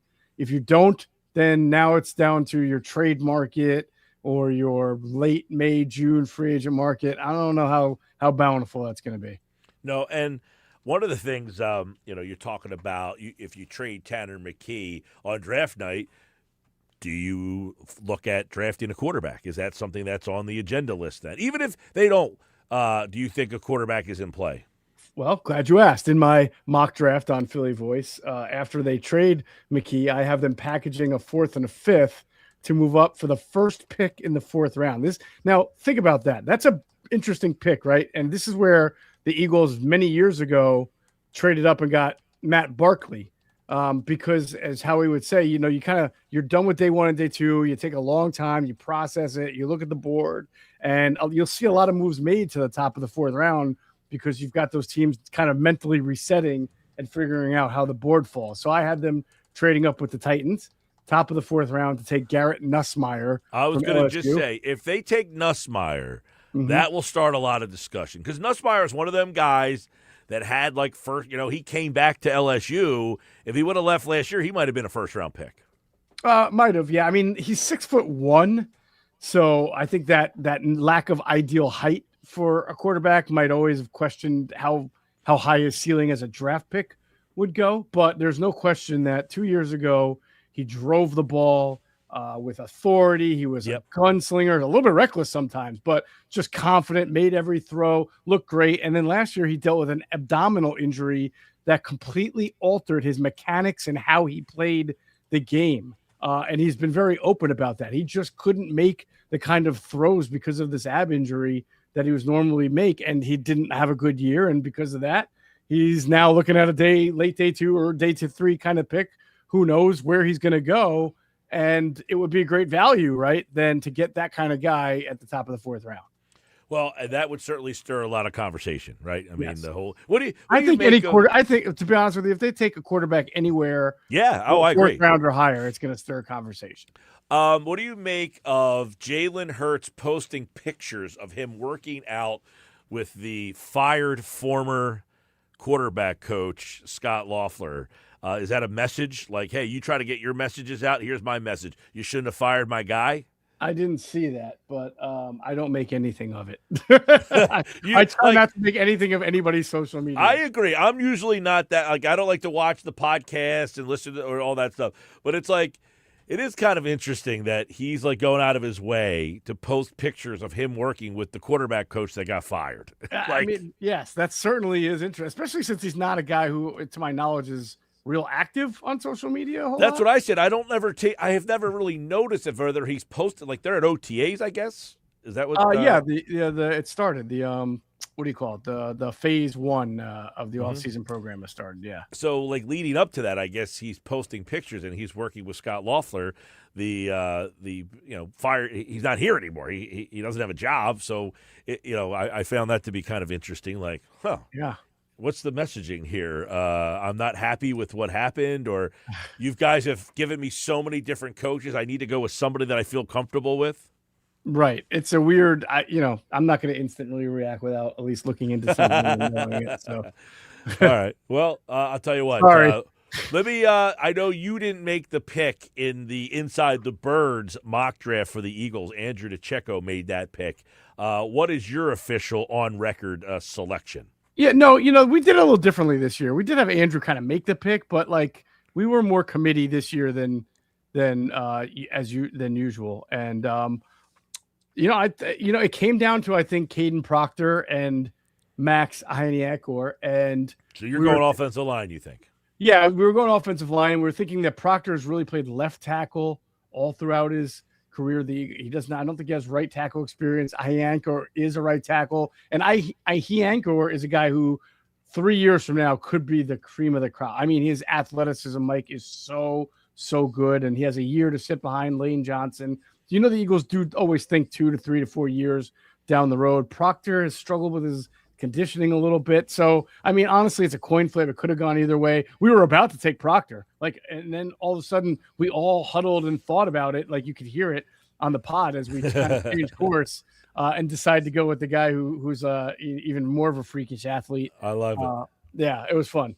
Good stuff. All right, Geoff Mosher, everybody. The draft tomorrow night on 97.3 ESPN. We will be live at the Balcony Bar. What is Inside the Birds got in store for everybody? Oh, after round 1, after day 2, we always do recaps. We'll get Greg Cosell on with us at some point, and he'll do a tape breakdown. Andrew DeCecco will be a big part of our day 3 coverage as well, because he is a master of knowing all the day 3 prospects that nobody's ever heard of. So that's why he's a value on that day. And yeah, lots of coverage on the Inside the Birds platform.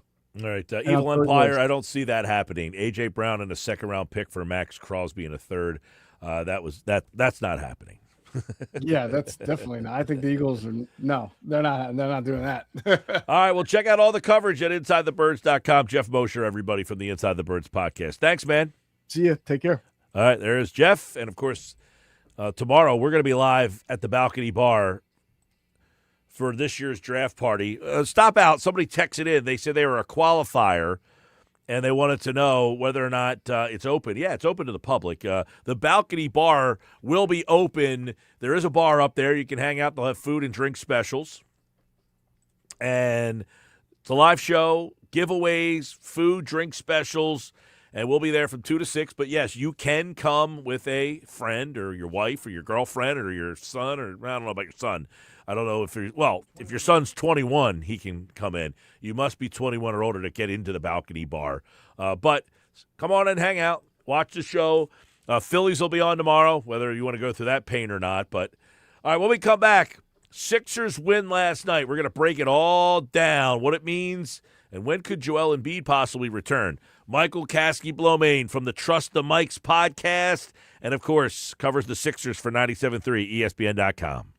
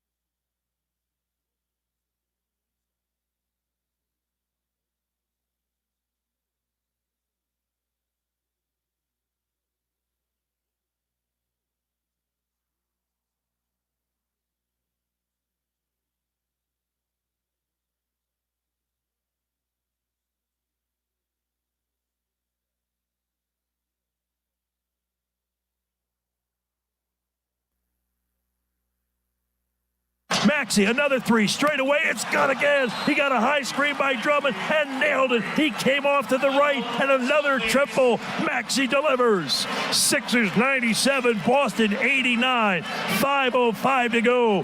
Timeout, Joe Mazzulla. Maxey back-to-back threes. That was Tom McGinnis on the call on 97.3 ESPN. The guts, the skill, the bucket. What happened in the game last night? We're going to break it all down right now. I mean, a 32-point loss in game one, and then they take control of the game last night. Time to break it down. He's host of the Trust the Mike's pod, a Sixers show. 97.3 ESPN.com Sixers insider Michael Kaskey-Blomain is back. And MKB, we got to get into what happened in that game last night. How were they able to rebound after a brutal game one performance? Yeah, Mike, that was, I don't think, a performance that anyone really expected after the disaster that was game one. I think the vibes in the fan base heading into that game two last night were at an all-time low. And then after all-time low, by the way, all-time low. No, like nothing, no buzz, no murmur, not a whimper, nothing. Especially compared to the Flyers, Mike, you have so much passion and excitement about this Flyers run right now, and the Sixers almost felt like the exact opposite of that in the city at this point. So I give them major credit for, that first game. It felt like it was over, and the fact that they were able to, bounce back. I think part of it, Mike, was just kind of the law of averages. Like that first game, things couldn't have gone worse for the Sixers and things couldn't have gone better for the Celtics. Like they made every shot in that first game. The Sixers missed every shot. I think the Celtics had 4 out of 5 starters shooting over 50% from the floor in game one. The Sixers had 1 out of 5. And yesterday was the opposite, Mike. They were able to make shots. They were able to generate better shots. They played better perimeter defense on Boston. Like all the things that they needed to do to make the adjustments. And how about VJ Edgecombe, Mike? A 20-year-old rookie in his second playoff game was the best player on the floor, looked so confident, so comfortable. Like he had that give me the ball look in his eyes. He was ready to take over, and he did. And then, got them down the stretch. And then Tyrese Maxey does what he does, hit some clutch shots. And we got ourselves a 1-1 series coming back into Philly on Friday night. Yeah, it was like VJ steadied the ship, and then Maxey took the wheel and just said, get out of my way. I mean, The fact that he hit some of those big threes, those were the moments. Those were the Maxey moments that we were kind of hoping for. Yep. A lot of drop coverage from Boston, giving him some open looks, and the Sixers just kept rocking and rolling with it. A lot of high screen, roll off, had the looks, and burying the shots. That was the big thing there. They also had some, key stops, I thought, and they forced Boston into some bad shots. I mean, Vucevic with a corner three, you're giving him that. Garza with a wing three, I think that's a shot you're willing to give because Brown's hitting everything.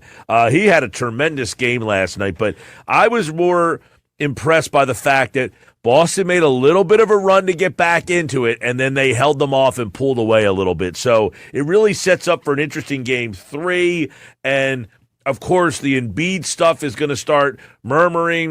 Will he be ready? Probably not for game 3, but possibly. When do you see, if at all, for Joel? Yeah, well, that's why that win last night was so big, Mike. Not only, obviously, does it even the series up, avoids you going down 0-2, but it gives you a little bit more hope that, maybe Joel Embiid can get back in this series. And if he does, maybe he's the best player and it gives the Sixers a chance. He started the ramp-up process and the conditioning this week after undergoing that appendectomy. Like you said, there's no shot. I think there's no shot he plays tomorrow night. Maybe Sunday, maybe game 5 if you're able to steal another one. But even by just getting that win last night, it keeps the door, slightly cracked open for him to come back, which gives you, a little bit of hope. Yeah, and I guess, they played last night without him. They played pretty well. They're running everything through the guards. They're just using Drummond and Bona as more high screen guys. The whole conversation we had way back in November, are they better off without Embiid? Like, do you incorporate him? Do you see him fitting into this series and really helping them out? Yeah, absolutely, Mike, because Boston has no one that can match him. If he's even partially what he can be, which is always the question when he comes back from an injury, what's Joel are we going to get? How's he going to be feeling? But the Sixers could absolutely do what they're doing currently and also have him stationed at the elbow or the high block and run an offense through him. And the Celtics have no one physically that could match him. I think he would lead to a lot of double teams for Philly and potentially open looks. So, he would still be an X factor. And if he's at 80%, he would be the best player in the series, I would say. So he could still, if able to come back, he could still swing the series in Philadelphia's favor, Mike. So let's get into this a little bit. The Celtics, obviously, the Sixers did not shoot the ball all that well. They're not a great shooting team. The Celtics kind of used the drop, and that gave them the looks. I mean, do we see them adjusting out of that, or saying to the Sixers, do it again, see if you can hit shots again, because we don't think you can? Yeah, I think that's actually probably what we're going to see, Mike. I'm sure there'll be some adjustment, but Boston's thing all year has been give up threes. That's kind of how they play defense. They pack the paint, like they allow some threes to get up. And like you said, the Sixers statistically aren't a great shooting team from beyond the arc. They haven't been all season. Obviously, I expect Joe Mazzulla to make some changes, probably especially when they're running that high screen and roll with the drop coverage. Maybe he'll want his guys to step up on Tyrese specifically a little bit tighter. But in general, Mike, I think the shots are going to be there for Philadelphia, and it's just a matter of they were there in game one, right? I mean, they had shots in game one. They just went with Justin Edwards said it's a make or miss. They made 4. Well, that's the thing. That's why I wasn't quite as down on the Sixers after that first game, which was obviously a terrible performance. But a lot of it was the fact that they were just missing open opportunities that the Celtics were making. And if that evens out like it did last night, I think these teams are a little bit closer than what that first game showed. And Maxey said as much after the game, like in his walk-off interview, he said, this is who we are. Game one is not representative of who we are. And I think that's accurate. I do agree, Michael, that people are just so down on this Sixers team. They're just so over the Embiid, in, out, not playing. And it almost feels like people almost wanted them to get blown out and just end this thing because they're hoping that something different will happen. But in reality, I mean, they went to Boston early in the year, game 1, and won without Joel. Now, they did not have Tatum in that game, or they did not play Tatum all year. But it was probably that these two teams are a little closer. And I asked the question, a couple of weeks ago, or right before the playoffs started on the show, which was, should we have higher expectations when you have Maxey, Edgecombe, Paul George? Should we have higher expectations that this isn't just a sweeper of 5-game series? Should we have had higher expectations that a team with Maxey and Edgecombe and George should be able to extend this series and make it interesting? Yeah, in general, yes, I think so, Mike. And I think that's been part of my criticism of Nick Nurse all season, because even with Joel Embiid out, I feel like the Sixers have enough high-end talent specifically and enough depth up and down the roster to be a competitive team. And it felt like too many nights throughout the regular season when Joel was out, you could just chalk it up to a loss when that shouldn't have been the case given the talent on the roster. And as much as I hate to do it, I will credit Nick Nurse for last night. I thought he made some good adjustments. Yeah. Getting Justin Edwards in there finally, which I think he should have been doing all year. But, I think that they did make the necessary adjustments. And even if Joel doesn't play, the series still favors the Celtics, Mike. But I do think they have enough talent with Maxey. If Edgecombe is able to play like that and summon that sort of, competition and production that he had last night, Paul George, they have enough tough guys. Ask.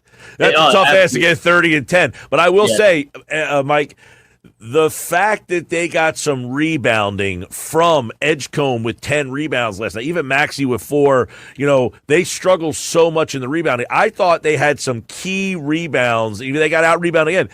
But when Boston was trying to get back in that game, they did get some key rebounds finally. You're like, dude, somebody just grab a ball, and they got some big rebounds late.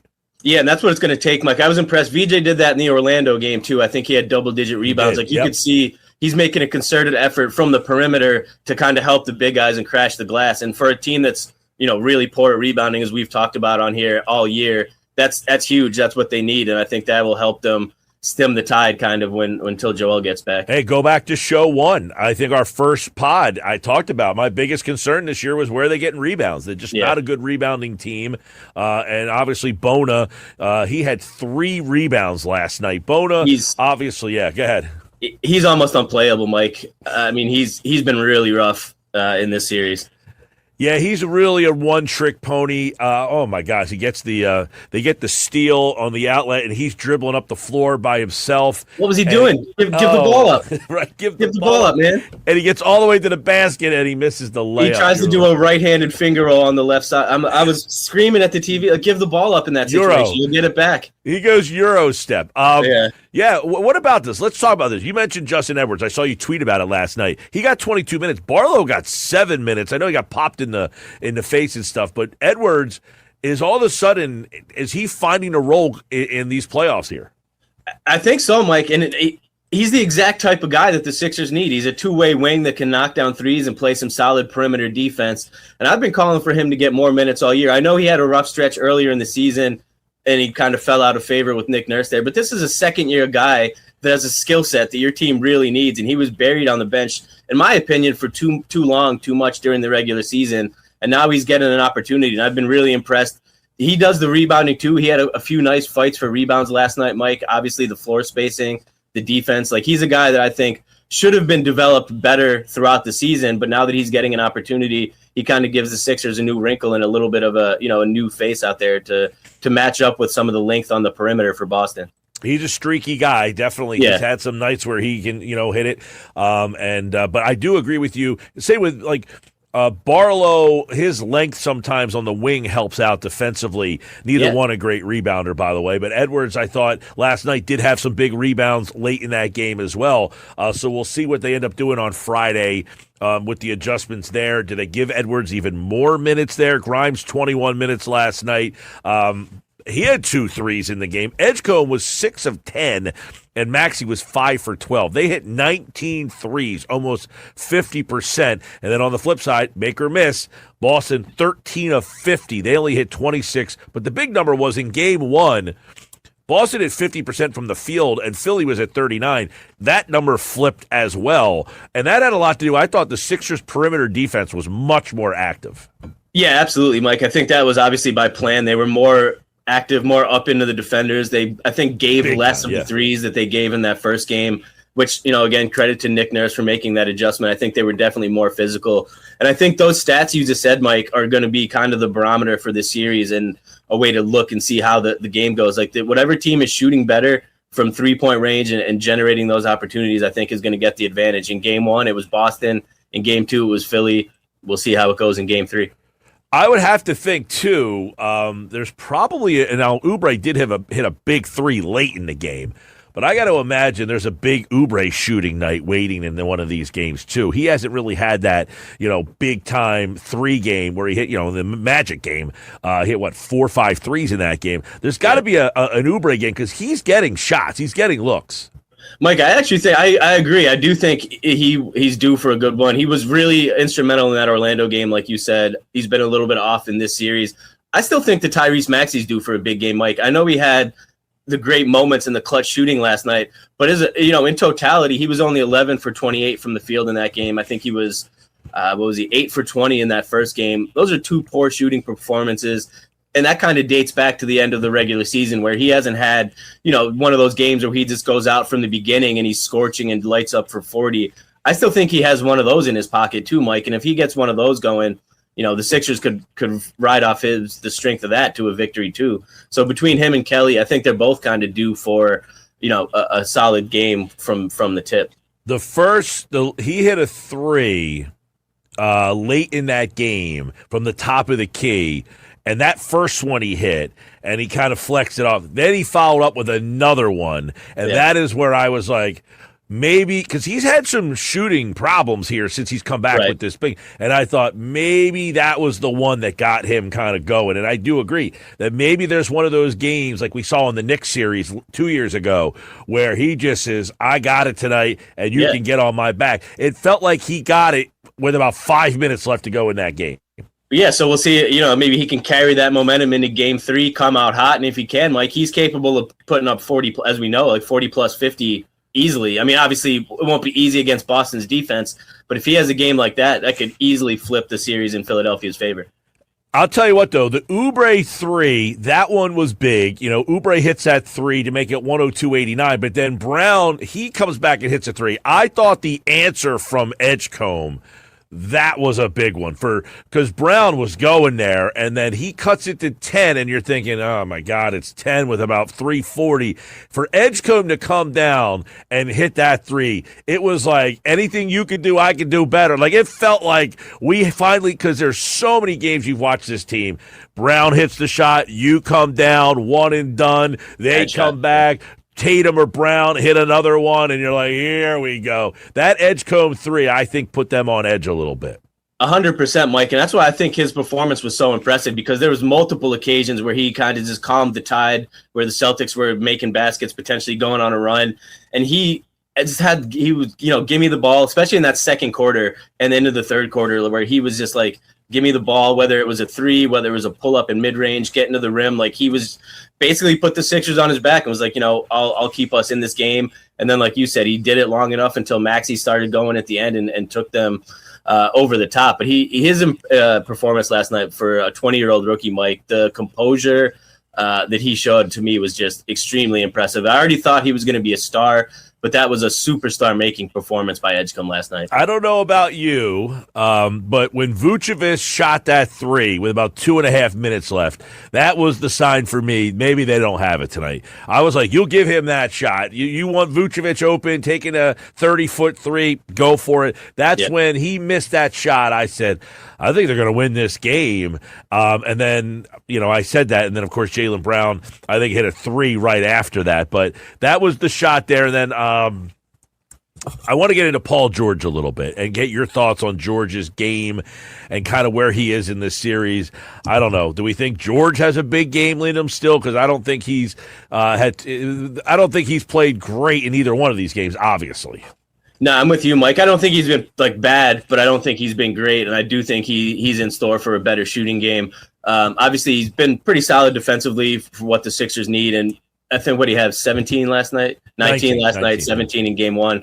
So I do think he's due for a 20-plus performance. Shot 50% in game one, over 50 yesterday.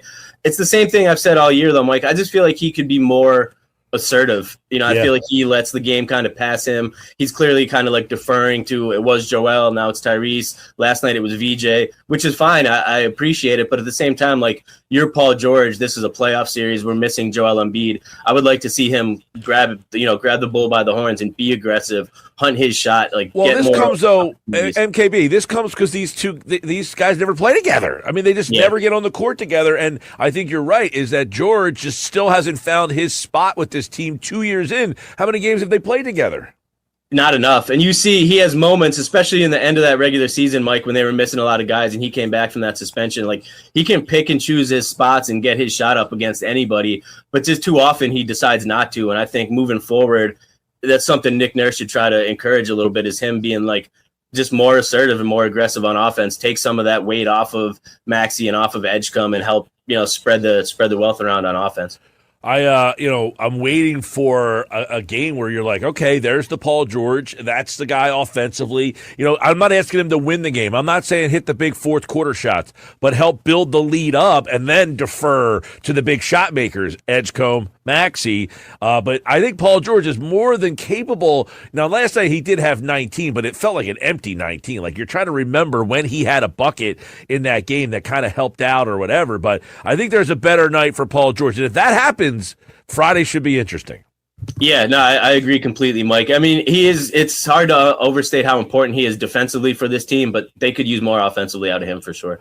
So, obviously, Joel's going to be in the picture. We talked a little about him in the beginning of the conversation here, but it sounds like Joel will not be available in Game 3, and then they don't play again until Sunday. So, Game 4 as a possibility at home would be a very interesting storyline going into Game 4 if Joel pulls out and decides if he's capable of playing in that game. Otherwise, Game 5 would be on Tuesday night, and you're wondering, that's a whole nother week. Do we think we'll see Joel Sunday or Tuesday in this series? I think Tuesday is a real possibility, Mike. Obviously, it would probably be helpful if the Sixers can win another game. I mean, if you go into Game 5 on Tuesday night, tied at 2-2 with Joel Embiid coming back for the final 3 games, you got to feel pretty good about that if you're the Sixers. Sunday's possible, Mike. I mean, I haven't heard anything to say that he absolutely won't be playing on Sunday. It just seems like such a long shot given, what he went through, but you can't count it out. I was going to say, I know they're up in Boston. They did say he's returned to basketball activity, I guess. Yeah. So is he practicing with the team? I think it's individualized practice right now, Mike, like some one-on-one stuff, probably some shooting, some conditioning. I think then you would transition into – it's tough too because it's not – the Sixers aren't practicing during the playoffs like that, Mike. They're not running 5-on-5 sessions of practice to get him acclimated. That's just not what they're doing. So I don't know exactly what the barometers are that he's going to have to hit, but he is moving in the right direction at least. All right, well, and we talked about this yesterday on the radio with Keith Smith, and I had asked him about the fact that you mentioned Nurse. I think both of us have been kind of disappointed in Nurse, but that 2019 run that Nick Nurse pulled out all the stops. He came up with some creative stuff, but last night I agree with you. I did think he made some interesting adjustments and did some things that made me feel at least like, I don't know, maybe he's re-energized a little bit. Who knows? He's looked like he's wanted to be anywhere else but on the sidelines here for much of this year. It'll be interesting, Mike, to me to see what impact this series has on his – because honestly, we have not heard too much on a national level about his job security coming into this postseason. I thought it would be more of a story that he's on the hot seat, that he's coaching for his job. The fact that we've heard nothing from anyone really regarding his future makes me think that there's a door that the Sixers are willing to leave open. And if he can keep this series competitive and obviously potentially even beat Boston in the first round, it's an interesting conversation of what impact that has on his job security here in Philly. By the way, Nick Nurse, we're talking about the stuff. He pulled out a Andre Drummond 3 out of a timeout last night, I think, in the second quarter of that game. Andre Drummond shooting corner threes out of timeouts is something I didn't have on my bingo card. Definitely not. We'll see. All right, should be fun. Friday night, big one for the 76ers. It is tied now. If they can steal this game Friday night, it should make things very, very interesting against the Celtics. Of course, the Celtics did not shoot it well in Game 2. The Sixers did not shoot it well in Game 1. Maybe it evens all out and we get a close one on Friday night. We'll see. Trust the mics. You can always check us out right here on all the social media platforms, on the X platform, on YouTube. And, of course, if the Sixers win the game on Friday, they would be up 2-1. Sunday night would be game number 4. Tuesday night, the series goes back to Boston. Thursday night would be game 6, and a game 7 would be next Saturday night. So let's see if we can have a little fun with this series, man. What do you got Friday? What do you got Friday night? What kind of game are you anticipating Friday night? Because both Missoula's going to try to do something wild, I think. I'm looking forward to the atmosphere, Mike. I think Xfinity Mobile is going to be lit. Like we said, I'm interested to see that. That's a good conversation. Like, do you think the fans are now reinvested in this series? I think so, Mike, at least to an extent. Like, after that performance last night, people had them counted out. And the fact that it's Boston, the fact that you had Tyrese Maxey waving the Boston crowd home after dagger threes, just the history of it. I'm expecting Xfinity Mobile Arena to be very lit on Friday night. Keep in mind, you got the Flyers playing there tonight, right? Yeah. And then the Flyers playing there again on Saturday. Yeah. So that's a lot of money to be asking people to keep coming back out to that building like every single night. That's why I'm wondering, I heard the Flyers tickets were going for like $350 is on the resale. Sixers, we'll see. It's funny you say that, Mike, because I was just happened to be looking. I looked at the Sixers tickets before that game 2 yesterday. They were in the $50 range. I looked this morning after that game. They are up in the $150 range. Okay, all right. For the cheapest ticket. So the prices have jumped up substantially since that game last night. Right. Yeah, well, guess what? We'll see what the fans end up doing Friday night. Thanks, Mike. Of course, you can check out the Sixers right here on 97.3 ESPN MKB. Of course, as always here on the Sports Bash Live on 97.3 ESPN. We appreciate him. As always, hey, guess what? If the Sixers can steal one on Friday night, possibly Joel back next week, we shall see. Hey, I want to tell you about my friend Rocco over at Key Acura of Atlantic City. Go see my guy. And right now, through April 30th, you can get a lease on a sleek, sporty 2026 Acura Integra for $199 a month for 36 months. It's an Acura. Get to Key Acura on Chilton Road in Egg Harbor Township. Visit KeyAcuraAtlanticCity.com. They are the small but friendly dealer. Go see what all the excitement's about. Hey, I'd be excited if my car payment was $199 a month. I can tell you that much. And that's the first question I'm walking in with. Hey, Rocco, how do I get $199 a month for 36 months? Check him out. Rocco's a great dude, and the people at Key Acura will take good care of you. See dealer for details. Dave Gallagher on the Phils next.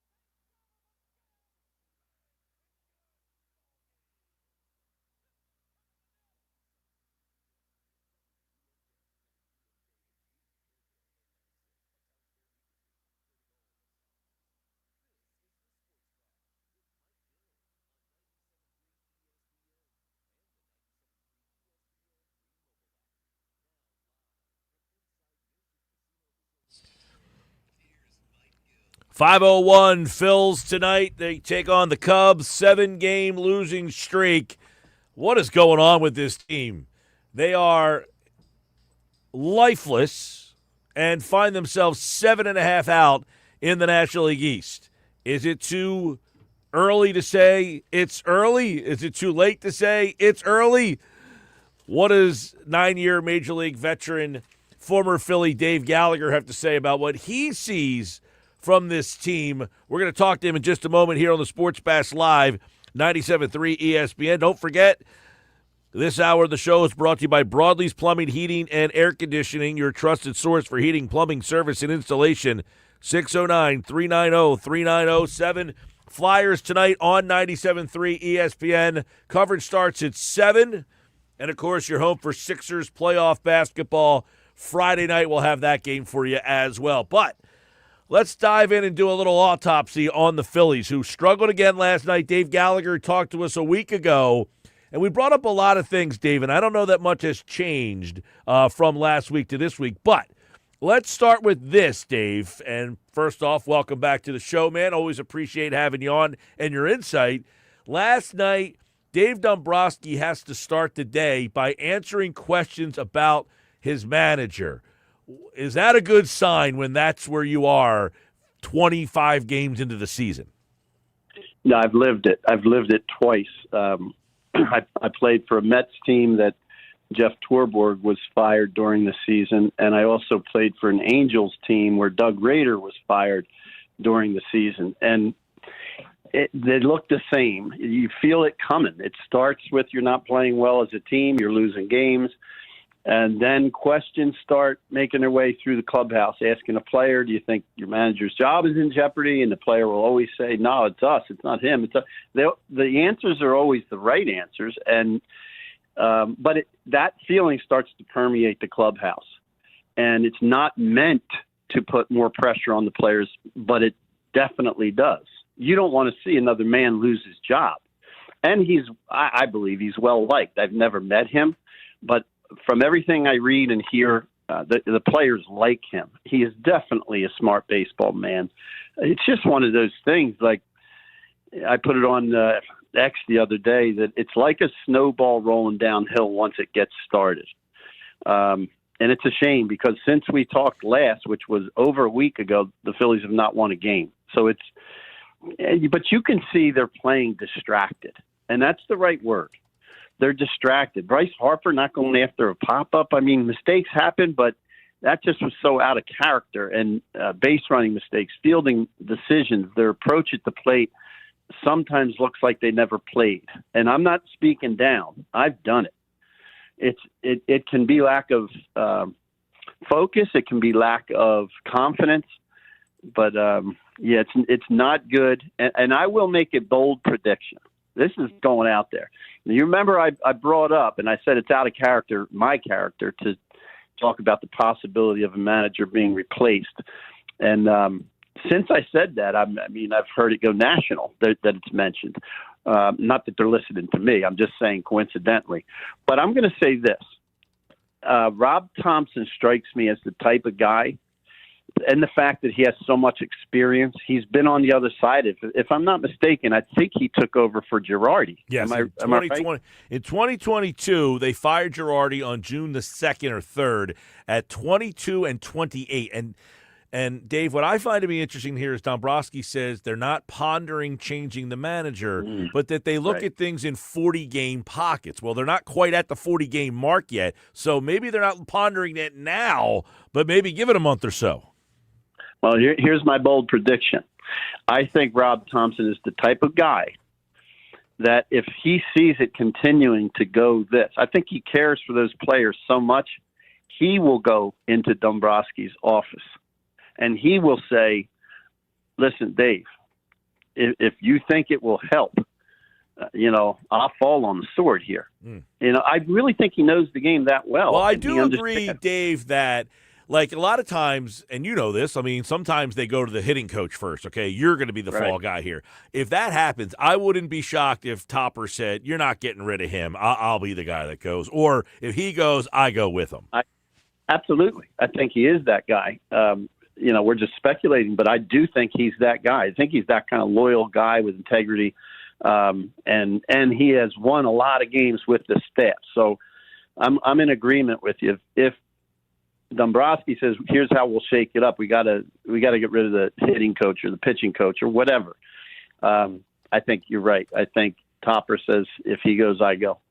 By the way, they have made some changes. Job. They have made some changes to the lineup. So let's dive into that a little bit. Right. Schwarber is hitting leadoff tonight. Turner is at number 2. So they are trying to do something a little different. Schwarber, Turner, Harper. Reyes is in the 4-hole here. I'd love to get your thoughts on what that messaging is. Well, I don't know his background. It looks like his at-bats make sense, especially when you look at the other players on the team, their approach pitch to pitch. Like he's in the at-bats. He's hit several balls hard. I think the problem is he a defensive liability? I don't know. Yeah. I was hoping to see, I was watching the game last night. I was hoping to see, will he have a challenging play in left? And if I remember right, he just had to play a couple balls on a hop. But I'm not sure where he fits defensively. Nowhere. That's one of the problems. Yeah. That is a problem because they have their DH, so. Well, tonight he's playing. By the way, tonight he's playing. Schwarber's playing left field. Reyes is playing first base, and Harper is DHing. But I wrote an article today, Dave, about this. Like, okay, you put this kid in the 4-hole. By the way, he was at Double-A Reading last year, where he had a very good season. He ripped up the Eastern League, and he's had a good start to Triple-A. But what if he produces? I mean, where does he play? I mean, right now he's in a platoon situation with Brandon Marsh in left field. They signed Garcia to play right field. When you put this kid in the 4-hole, when he really doesn't have a place to play, it's like, what's the big picture here? I'm not sure they have one, but that tells you that they lack depth on the team, on that roster. They really do. So I don't know if and where he fits. I know they're looking for a spark, and he gave it to them. I mean, how many guys can say the first pitch they swung at the big league level, they hit a home run? That's a spark, and you kind of hoped that maybe they would rally around that, and they did nothing as a group. So I think that distracted is the word, and it's because I think they sense what is going on. If they keep losing games, they're gonna cost their manager a job. And this would be my advice. This is a true story. This is I'm post-career. I'm coaching kids of all ages, right? This one particular game, I'm coaching 12-year-olds, and I'm coaching first base, and we're losing to a team we shouldn't be losing to. And one of the dads stuck his head in the dugout. He meant well. He was being completely supportive, and he yelled in there. He said, "Come on, guys, make some noise. Don't you want to win?" And I smiled because the dad thought he was saying the right thing. And I went over to the dugout as soon as that inning came to an end, and I gathered him and I said, he meant well, but it's not about making noise. It's not about trying harder. It's about focused. Focus more. If you look at some of these at-bats, it's like they never played before. So just reel it in and raise your focus as to what the situation is, what you're trying to accomplish.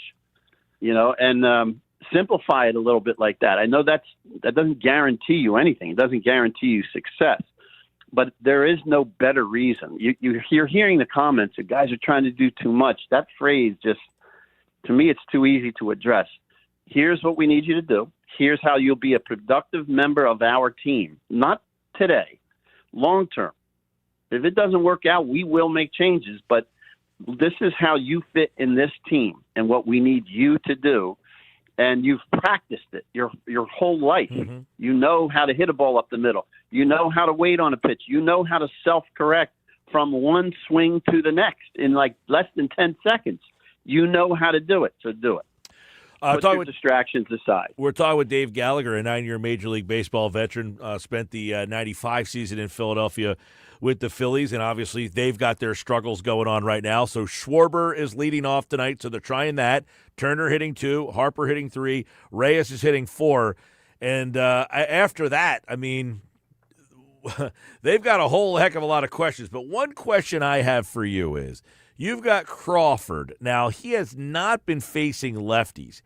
In the minor leagues, he had hit left-handed pitching, and we know Marsh has struggled against lefties. Why do you think they're not letting Crawford face lefties, and they're giving Marsh those reps against the lefties? He hit, 350 against lefties at AAA last year. Yeah, I know what they're trying to do. They're trying to protect him. He's a rookie. They want him to have success. The last thing you want is a rookie to come up, not be successful, have the crowd start booing him, the fans, and have to send him down. So they're trying to protect him, and I think they're doing a good job of it. That said, they would like to do a lot of things, and the team is not allowing it. The losing is not allowing them to be patient, and they may end up having to put them at the top of the order, or like you're saying, at the very least, face lefties. Thinking of my own career, I became a platoon guy at some point in my career, even though I hit over 300 as a rookie against everybody, had over 600 at bat. So it's kind of like a seed that got planted. Oh, I only face lefties now, so I guess I can't hit righties. But the way I personally looked at it, there were some right-handers that were nasty, tough at bat, and there were some lefties. I still remember John Candelaria. That's a blast from the past. Oh, yeah. But the Candyman. He threw from an arm slot that you would swear it was a ball. You took it relaxed, like that's a ball when he let it go. His breaking ball, and it would just sweep across the plate, and you go, damn! Like I had no idea, and he was tall. People didn't know. So there's some lefties that gave me trouble, some righties that gave me trouble. But the answer was the approach for me was always consistent and similar. If you simplify it, if I want to wait because I don't know what pitch is coming and I don't know the location, I know how to wait. For me, it was trying to hit a fastball middle.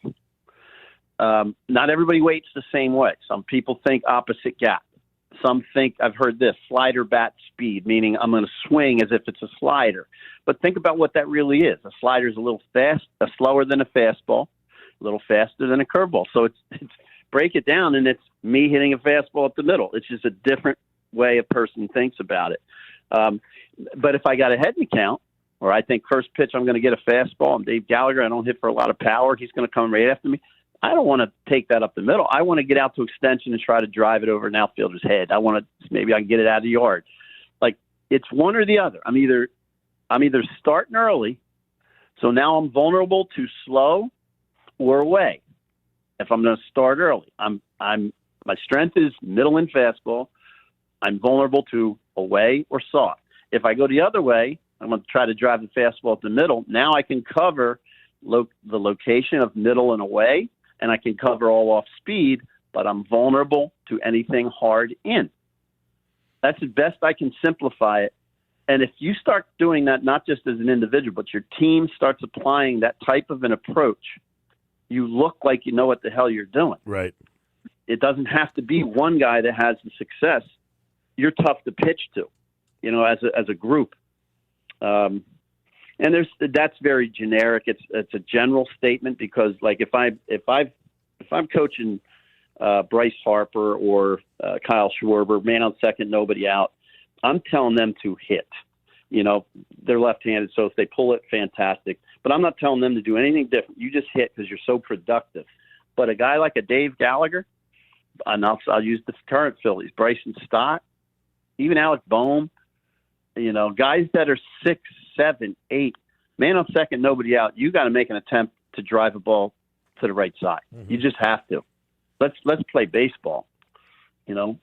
Get back to those fundamentals. Well, and it's funny because this is a team that's struggling so much offensively, and you're thinking, okay, we got to do something a little different. Crawford has hit lefties, whether we're protecting him or not. This team's really, really struggling to score runs. And Marsh is a guy who just has not, just for whatever reason, he just has not done it, and he strikes out a whole heck of a lot. I'm a little surprised that they haven't give Crawford that opportunity at least to say, you know what do we have to lose? Let's see if this kid can do it. But he did not hit against the lefty. Now, he is in the lineup tonight. He is hitting 8th with Marchand hitting 9th behind him, and they are throwing a lefty tonight, so they are letting him hit against a left-hander in tonight's game. But, ultimately, when you're struggling like this and you're at 8-15 this early in the season, as a guy who's played this game at the major league level for 9 years, when is it not early anymore?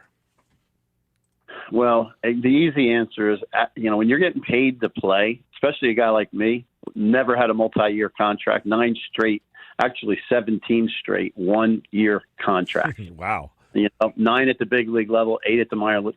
So when you have that, you got to play. You're always playing for your job. So maybe that's an easy way to learn how to focus. You know what I mean? Is that something that's not happening here, though? Let's talk about Alec Bohm, a guy that you and I over the years have talked about. We like his approach, gap to gap. He doesn't strike out. But, man, how much longer is the rope for him? You know what, Mike? I'm going to say something that's probably never been said, and I don't think. But I think it's time that baseball, the Players Association, they need to look at mental health as being a reason to put a player on. It used to be called the disabled list. I think they call it the IL now. Yeah. But come on, this is not just the team is doing poorly and the manager might get fired. He's got issues at home, personal issues, and it really doesn't matter whether those issues are true or they're alleged. It's your parents. So, talk about losing focus. He is lost. And I don't think sending him down, this is not a time to send a message to a young man. This is help this young man. And if that means he goes on the IL, we want to give you time. We're going to set you up to see somebody, to sit down and talk. Like, that worries me. I feel like that's the direction. And I don't know if that's in place. I've been out of the game for quite a while, but a team should be able to recoup through whatever the insurance is or whatever, recoup what they pay a guy by putting him on the IL for mental reasons, not just physical. Because I don't think if you go down to AAA, AA, single A, I don't care where he goes and does a rehab. When you're going this poorly, you could face a college pitcher and you're going to be behind the count every at bat. Bad swings, can't get a break. It's like the whole thing is negative. The whole world is against you is what you feel like. And when you're going well, you can hit all stars. He's just lost, and I think it's a mental thing that he's having a hard time escaping. Man, it's been a while since I saw Kyle Schwarber sitting in the dugout trying to talk to him as a friend, as a teammate. Well, he did have that whole situation with his parents. I don't know if you were included on that. His parents, I guess, were taking his money. He had to sue his parents before the season started. That came out literally, I think, on opening day or the day after that he had to sue his parents. So that's something I'm sure is weighing on him. But he is really struggling on. And then Dave Dombrowski on the pregame radio yesterday, he came out and said, we don't have a number 4 hole hitter. He's like, boom, hopefully he can come back. Garcia hasn't done it. So he's acknowledging, too, that some of these guys are really struggling in areas that they really were looking at. Bohm in the 4 hole. Garcia has struggled in the 4 hole. And then there's Bryson Stott, who started the season in the 5 hole. I don't know where you are with Stott. Are we just at the point where we got to stop counting on this guy? Yeah, I think I feel terrible because I was such a big supporter of him, and now I'm losing that support simply because of the evidence. Both Bohm and Stott we have evidence of what they've done in the past, and not just in a 10-game stretch. We've seen them both in the past, but it's been a while. It's been a while since they've done what the team has expected them to do. And I told you on our last 8 days ago, that would be my sit down with each individual. Here's a clear path of what is expected of you. Don't try to do what Harper does. Don't try to do it. We don't need you to do what Schwarber does. Schwarber does that. We don't need Schwarber to steal bases. We don't need him to play defense. We like his offense. Everybody's got a different role on the team, but collectively, when you watch their approach, you would think they're all trying to be the same hitter. It just doesn't make sense, baseball sense. And it can change. If they run off 6 out of 8, life is good. Rob doesn't worry about his job. The staff feels safe. This goes all the way down to the last few guys on the roster. I was every player on the team. I was the everyday player, the starter with over 600 at-bats. I was the final guy to make a team out of spring. When the team is doing poorly and you're like the 23rd. What do they have? 25 on the roster now? 26. 26. Okay. If you're the 24th, 25th, or 26th guy, I mean, you're afraid when you walk into the clubhouse. Is somebody going to call you over? Well, I would ask you that question real quick. We're talking with Dave Gallagher here. A lot of people have been saying you got to call Stubbs back up, mainly because he was a clubhouse guy. Like, can bring in a guy and his personality, can that change things? Boy, I mean, it can help change the culture in the clubhouse, and it is probably right now very negative. I mean, to say the least. But I don't know we all can remember Stott. That was his strength, was to be that clubhouse guy. And again, I'll go back to what are we asking of him? Just play once a week, and we need you to control the staff and be solid defensively. Anything you give us at the plate is golden, right? Now, what are we doing? Are we bringing him up to do the same thing? Okay, that makes sense. Well, he's up now because Real Muto just went on the injured list, so they did bring today. Yes, Real Muto is now on the injured list as well with a stiff back, and this goes back to Dave. He got a 3-year, $45 million deal at 35 years old to catch. Yeah, Mike. You know what started to happen to me at 36? I think it's actually, I'll tell you, one of the most embarrassing moments of my life was I started my 1995. What I didn't know at the time was my final season, and I was with the Phillies. And I played well for Jim Fregosi. I had played for Jim in Chicago on the White Sox years earlier. So he signs me as a free agent to platoon with Jim Eisenreich. Man, talk about being able to play for a manager. He sat me down and he said, "You know why we got you, right?" And in my mind, I'm thinking like every other year, I got to make this damn team. It's spring training. But he relaxed me so much. He said, "You're going to face all lefties, and you're going to play all day games because Izzy's got that Tourette's, and when he takes that medication, it tires him out." Yeah. That's my first day in spring. I'm thinking I got to make the team. He's telling me what my role is going to be. And I hit over 300. They traded me to the Angels in August. And I'm thinking, I want to go back to Philly. It's commutable for me. I called him. I had his number. I called him in the offseason. I said, "Jim, it's Dave Gallagher. Hey, listen, I want you to know I'm a free agent, but I'd love to come back to Philly." Oh, Mike, there was like this hesitation, and it made me feel like, oh my God, what did I do? You know, it wasn't like, yeah, we'd like to have you. But I'm telling you, you do exit meetings when you're leaving or when you're becoming a free agent, and they're medical.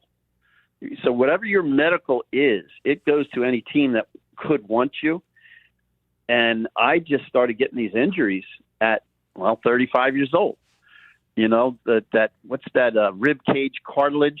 Like, it's never happened to me in my life. I was swinging a batting practice, and it felt like someone stabbed me in the side. I missed 2 weeks for that. Both of my hamstrings blew up, and then, you rehab them, and then you start tweaking them for no reason. I was getting frustrated at these injuries that I never had. The body starts to break down. I look at LeBron James. I was watching him last night. I'm thinking, how is he doing it? How does he do this, right?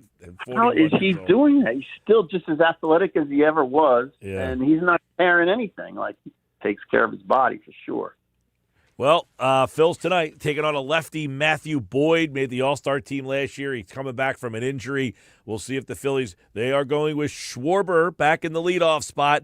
Turner, Harper, Reyes, Garcia, Bohm, Sosa, Crawford, Marchand. Kyle Backus is pitching tonight as an opener. He will be followed by Taijuan Walker. Dave Gallagher was our guest. He spent 9 years in Major League Baseball, and, of course, listening to him talk baseball is a fantastic part of my day. Dave, I always appreciate it, man. All right, take care. Go Phils, Mike. There's Dave Gallagher, everybody. Hopefully we'll have him back here soon. And hopefully the Phils have turned things around, and we'll talk to him again on the Sports Bash Live 97.3 ESPN. He always breaks it down and gives you the perspective of this is, an experience that he had, and I think that really adds to the conversation. Hopefully you always enjoy listening to Dave and his insight here on the Sports Bash. Flyers getting ready. It is getting loud up there, and we will have the latest on the Fly Guys as they take on the Pittsburgh Penguins in game number 3 tonight. You can listen to the game right here on 97.3 ESPN. Flyers, who gets that first goal tonight? Is it the Flyers? Is it the Penguins? I said before, this big Game 3, I'll give you my prediction on how big Game 3 is. Coming up next on the Sports Bash live on 97.3 ESPN.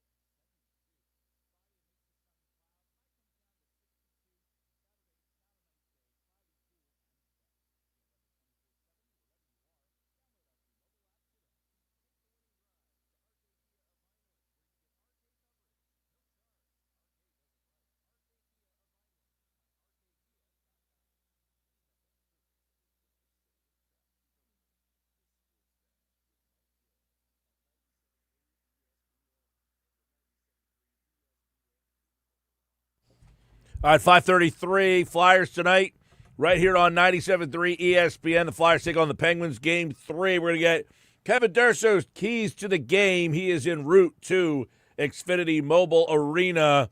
I wonder what the atmosphere is like outside the barn tonight. First Flyers home game in a playoff series since 2018. What was the last time? I think 2016 is the last time they won a home playoff game. Let's bring in Kevin Durso, our Flyers insider from 97.3ESPN.com. Is that right, Durso? 2016, is that the last time they won a home game? Yeah, I believe so. It would have been Game 4 against the Capitals would have been the last time they won a home playoff game. Ooh, all right, so we're going on 10 years since Flyers fans have seen a home game victory here. Obviously, big one tonight. I think if they win this game, obviously they're up 3-0. The series is likely done. But I think if Pittsburgh wins tonight, they also would win on Saturday night. That's how big I think this game is. What are some of the keys for this game for you tonight? Well, for me, it's got to be a quick start. You've got to come out and do the things that you've been doing in the series that have made you successful. And I would want to see a goal early to get the crowd even more energized than they're already going to be. I think that if you can get on the board early, get the first goal and play from in front, it's something they haven't had to do all series. They've played in scoreless games through the first and into the second period in both Game 1 and Game 2. But they've never trailed in the series to this point. And even though that's a position they were familiar with in the regular season, it's a different animal in the playoffs. So getting ahead early, to me, would be a big key for them. Yeah, and that's one of the keys I wanted to ask you about is you know how this building is going to be. So often, we saw it in Pittsburgh, the team can't match the intensity of that building. Do you look at this young Flyers team playing at home that this might be too big of a moment? I would certainly hope not, considering the way they handled the first 2 games. To go on the road and win 2 games on the road to start your playoff, for most of them, their playoff careers, is a very big deal to me. Now you get the crowd on your side. You should feed into that. You shouldn't have that be a pressure-packed moment. I've liked what Rick Tocchet has said all along. One, keeping an even keel, not trying to get too high on what happened in Pittsburgh and then lose focus when you come home and let them back into the series. But also, he was pretty critical of Game 2 and felt like there was a lot more opportunities for Pittsburgh. They kind of more or less survived that one. He wants to see more puck control and see more assertiveness from an offensive perspective, and I think that can go a long way to them achieving what they want to do on home ice, getting ahead and then trying to maintain a lead from there. Kevin, obviously the Flyers have that 2-0 series lead. They won both games on the road. What's different tonight from Pittsburgh's vantage point? Well, desperation is going to be one thing. And then I think, when you lose the building a little bit like they did by going down in both games, you run the risk of that pressure creeping in. Like, I think that they certainly felt it in Game 2 when Porter Martone scores the first goal of that game and it's with under 10 minutes to go in the second period. The life is drained out of the building. There was already kind of some nervousness for how long it was dragging on before anybody scored in the game. So then I think you start to play a little tighter because of the fact that you are trailing in the game. And they came out well in the third period and made their push. But again, when you're not scoring and then ultimately see an empty netter go in that seals the result, then you start to resort to that physical play that you try to set the tone for the game ahead. There's a way for that to come back on the Flyer side this time, where if you don't want to lose the building early, you want to keep it energized, you want it on your side, you don't want the fans to turn against you. The Penguins were hearing boos after the first period of the last game because they had 2 shots on goal. So you want to be careful about that from the Flyers' perspective. Pittsburgh maybe can take some of the edge off because they're on the road now and they know they're coming in to play the villain, and it's a place where Sidney Crosby has thrived before. He knows the situation, and he knows that the crowd's going to be energized, but you want to take them out of it as quickly as possible. So you got to be careful of that from the other side. Kevin Durso, our Flyers insider. You're on the way to the game. Is it an unusually more crowded in the area than normal? Well, it is, but there's a lot of factors into that. They closed the exit ramp at Packer Avenue this week for some unknown reason. So traffic is ramped up even more. It would have been the same way for any game, but there's definitely more people heading down here. I've definitely seen, as I've gone through and sat in traffic, I've seen more people driving down wearing Flyers gear. So it's definitely going to be a packed house, no question about it. There's a lot of people. I'm actually I'm on the exit ramp, so I'm looking and I see a ton of people outside. So it's definitely exactly what we pictured it was going to be. The crowd is ready to go, and the Flyers need to be matching that energy because the fans are here and they've turned out in full force. Well, the ticket price is what, like $350 a ticket? I think was on the secondary market. Obviously, people are juiced up for this game, and we were wondering if Rick Tocchet had any changes. They're going with Dan Vladar tonight, but nothing else crazy in the lineup. Not as far as I know. I'll have to see at warm-ups because Tockett's kind of secretive about that stuff. The pregame skate, the only thing that was different in the pregame skate is Owen Tippett didn't take it, but they've been doing that with him a lot just to try to make sure that he's ready for the games. He played in Game 2 after not skating in the practice the day before, so expect him to play. That's not going to be a change. The only kind of question, Emil Andre missed Game 2 with an upper body injury. He was present at the morning skate, but Tocchet was not really fully committed on him being part of the lineup. I would expect them to go with the same defensive pairings as they did in Game 2, so that would be Noah Juleson in the lineup, not Emil Andre. And that's really the only thing I see happening. I think everything else is going to stay the same. The forward group looked the same. The goalie obviously is the same, coming off of Vladar coming off of that shutout win. So you got all that in front of you, and don't expect any changes. They're going to keep things the way they are. Pittsburgh, on the other hand, did make a few changes, so that's something to keep in mind. They're adding Justin Brezzo to the lineup. They've shifted around some of the forward lines, so keep that in mind as they try to look to get back in the series. All right, so for the people out there that are at home, so you get the first, the last change here. How is that now going to change this series? Well, it allows you to try to get better matchups for what you're trying to do. And the Flyers kind of had a big focus on two lines really being attached to defending Sidney Crosby, the fourth line that has Sean Couturier, Luke Glendening, and Garnet Hathaway on it. And then you throw in, they've actually been using Christian Dvorak, Travis Konechny, and Porter Martone. That's been the line that actually has also been tasked with handling Sidney Crosby, and they've done their job so far. Now you get to see if you can't counter that from an offensive perspective. It feels like the line of Denver Barkey, Noah Cates, and Matvei Michkov has gotten a little lost in the shuffle during the course of this. Barkey and Michkov especially have seen limited ice time. Some of that has to do with penalty kill time. Some of that has to do with the matchups. Now you get a chance to get them out there with the matchups that you want. So that would be where I would expect to see them be able to maybe roll four lines a little better with that last change. All right, we're talking with Kevin Durso, getting ready to get out of here. All right, Kevin, I said I think if Pittsburgh wins tonight, they probably, with 2 days off, I think they would win two games. That's how important this game is for the Flyers tonight. How do you see this one tonight? I think you want to take care of business as well. I don't think you want to give them life in the series and allow them to get back into it. It's not the end of the world if you do. You still have a chance to control your own destiny and control the way that this series goes in Game 4. But then I think the pressure ramps up kind of like it did for Pittsburgh in Game 2. You don't want to go back to Pittsburgh tied 2-2. No way. So I would rather see you take care of business tonight, know what you have to do, and get ahead of this thing even more. Put a stranglehold on this series. You've already got them frustrated. You've already got them out of whack with the way that they handle things.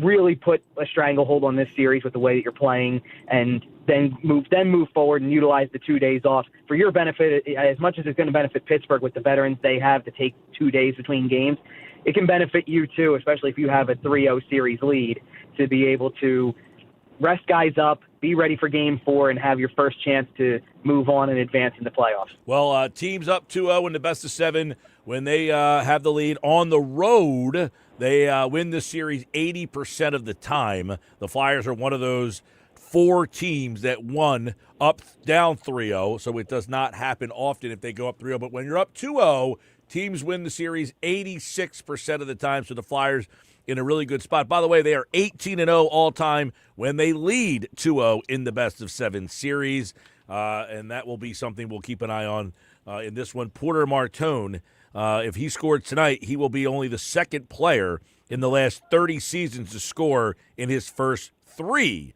playoff games, so keep an eye on number 94 tonight. Kevin Durso has all the coverage at 97.3 ESPN.com at Kevin_Durso. Kevin, thanks, man.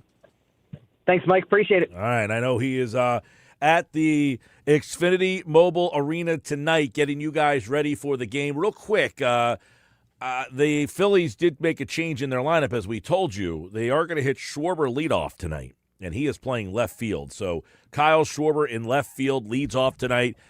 Trey Turner will hit second at shortstop, and then Bryce Harper will hit third. He is the DH tonight. Felix Reyes is hitting fourth, and he is playing first base tonight. So, they are trying to find ways to do something with this offense. Maybe it's Kyle Schwarber back to the top of the lineup. That is the change that we're looking for. Listen, at this point, 1, 2, and 3 haven't been your biggest problems, but last night you had 2 on in the ninth, right-handed pitcher, and Turner comes up and he weakly pops up to third base to end that game. What if that guy was Kyle Schwarber facing a right-handed – actually, it was a lefty. They took the righty out and brought the lefty what the heck was that guy? The lefty came in, though, and faced he came in to face, I guess, whoever was hitting in ninth last night. Who was that, Marchand hitting ninth last night or whatever? But there was a lefty in the game. But it could have been Schwarber in that spot instead of Turner. Turner pops up. That's how they end the game. Tonight, Schwarber's hitting leadoff. Turner's hitting 2. Harper's hitting 3. So there's a little update on what the Phils are doing there as well. Before we rock and roll tonight, coming up on the other side, we will get our unsportsmanlike moment of the day. It happened this morning with a Sal Palantonio thought on the draft. You'll hear that coming up on the other side here on the Sports Bash Live on 97.3 ESPN.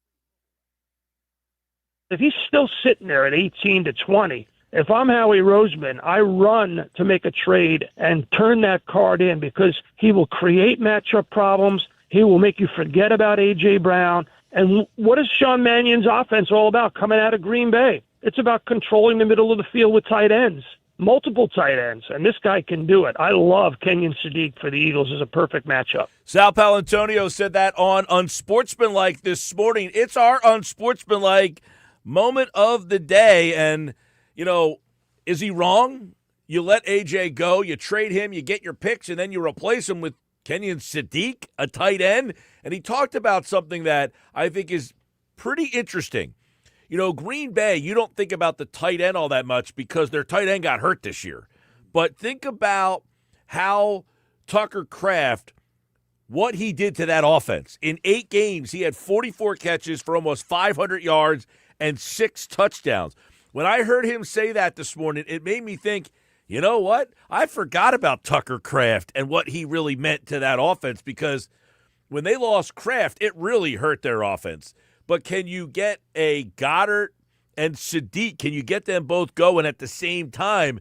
Do we like what Sal Pal says? By the way, Sal Paolantonio will be on tomorrow's show at 5 o'clock on the Sports Bash. Friday, Ross Tucker will be on the show, and then Sal Pal will recap the draft on Monday's show. What do we think about Sadiq replacing A.J. Brown? I like it, I think. What stood out to me, Mike, is the fact that you heard him mention something we've heard other people mention as well. I don't think we're talking about enough about this. There's a lot of people who are starting to say, you know, the Eagles, they're going to want to run more 2 tight end. Well, that's interesting. To me, that's more of the story than the A.J. Brown part. Is the fact that Sean Mannion, I guess part of his sales pitch was, hey, we're going to do something very different than we used to. If they want to run 2 tight ends, they don't have a second tight end. Correct. They don't really have one. By the way, Kraft, the year before, 17 games, he had 50 catches for 700 yards and 7 touchdowns. I mean, he was a big part of their offense, and really it hurt their offense last year when Kraft went out. And you're not drafting Sadiq to be the number 1 this year. This No, is like when they drafted Goddard. But I definitely think that what you're losing in A.J. Brown is that big-bodied playmaker. And if you watch Sadiq, the way they use him, I mean, heck, they use him on sweeps. They use him out in the flat. You can get him running in space, and he can do a lot of things that – now, I don't think he can go catch the deep ball one-on-one and go up and get it like A.J. Brown But you have other guys who can do that. Well, I mean, you probably don't have to rely on that as much. But That too. That is something that I thought was pretty interesting today. Sal Paolantonio, our Unsportsmanlike moment of the day. Hey, tomorrow we are live on location. If you're listening right now and you want to come on out, you want to do something for the Phillies game tomorrow and draft night, come out to the Balcony Bar at Ocean Casino Resort in Atlantic City. Tomorrow's our big draft day party. We're giving away all sorts of prizes. Club Box Eagles tickets for a game this year at Lincoln Financial Field. We'll also have an overnight stay to Ocean Casino Resort. We got all sorts of concert tickets and comedy shows and gift cards for Ocean Casino Resort. We are at the Balcony Bar tomorrow. Stop out tomorrow 2 to 6. Balcony Bar, Ocean Casino Resort in Atlantic City. That's it for me. We'll talk to you tomorrow right here on the Sports Bash Live on 97.3 ESPN. Have a great rest of your Wednesday night, everybody. See ya.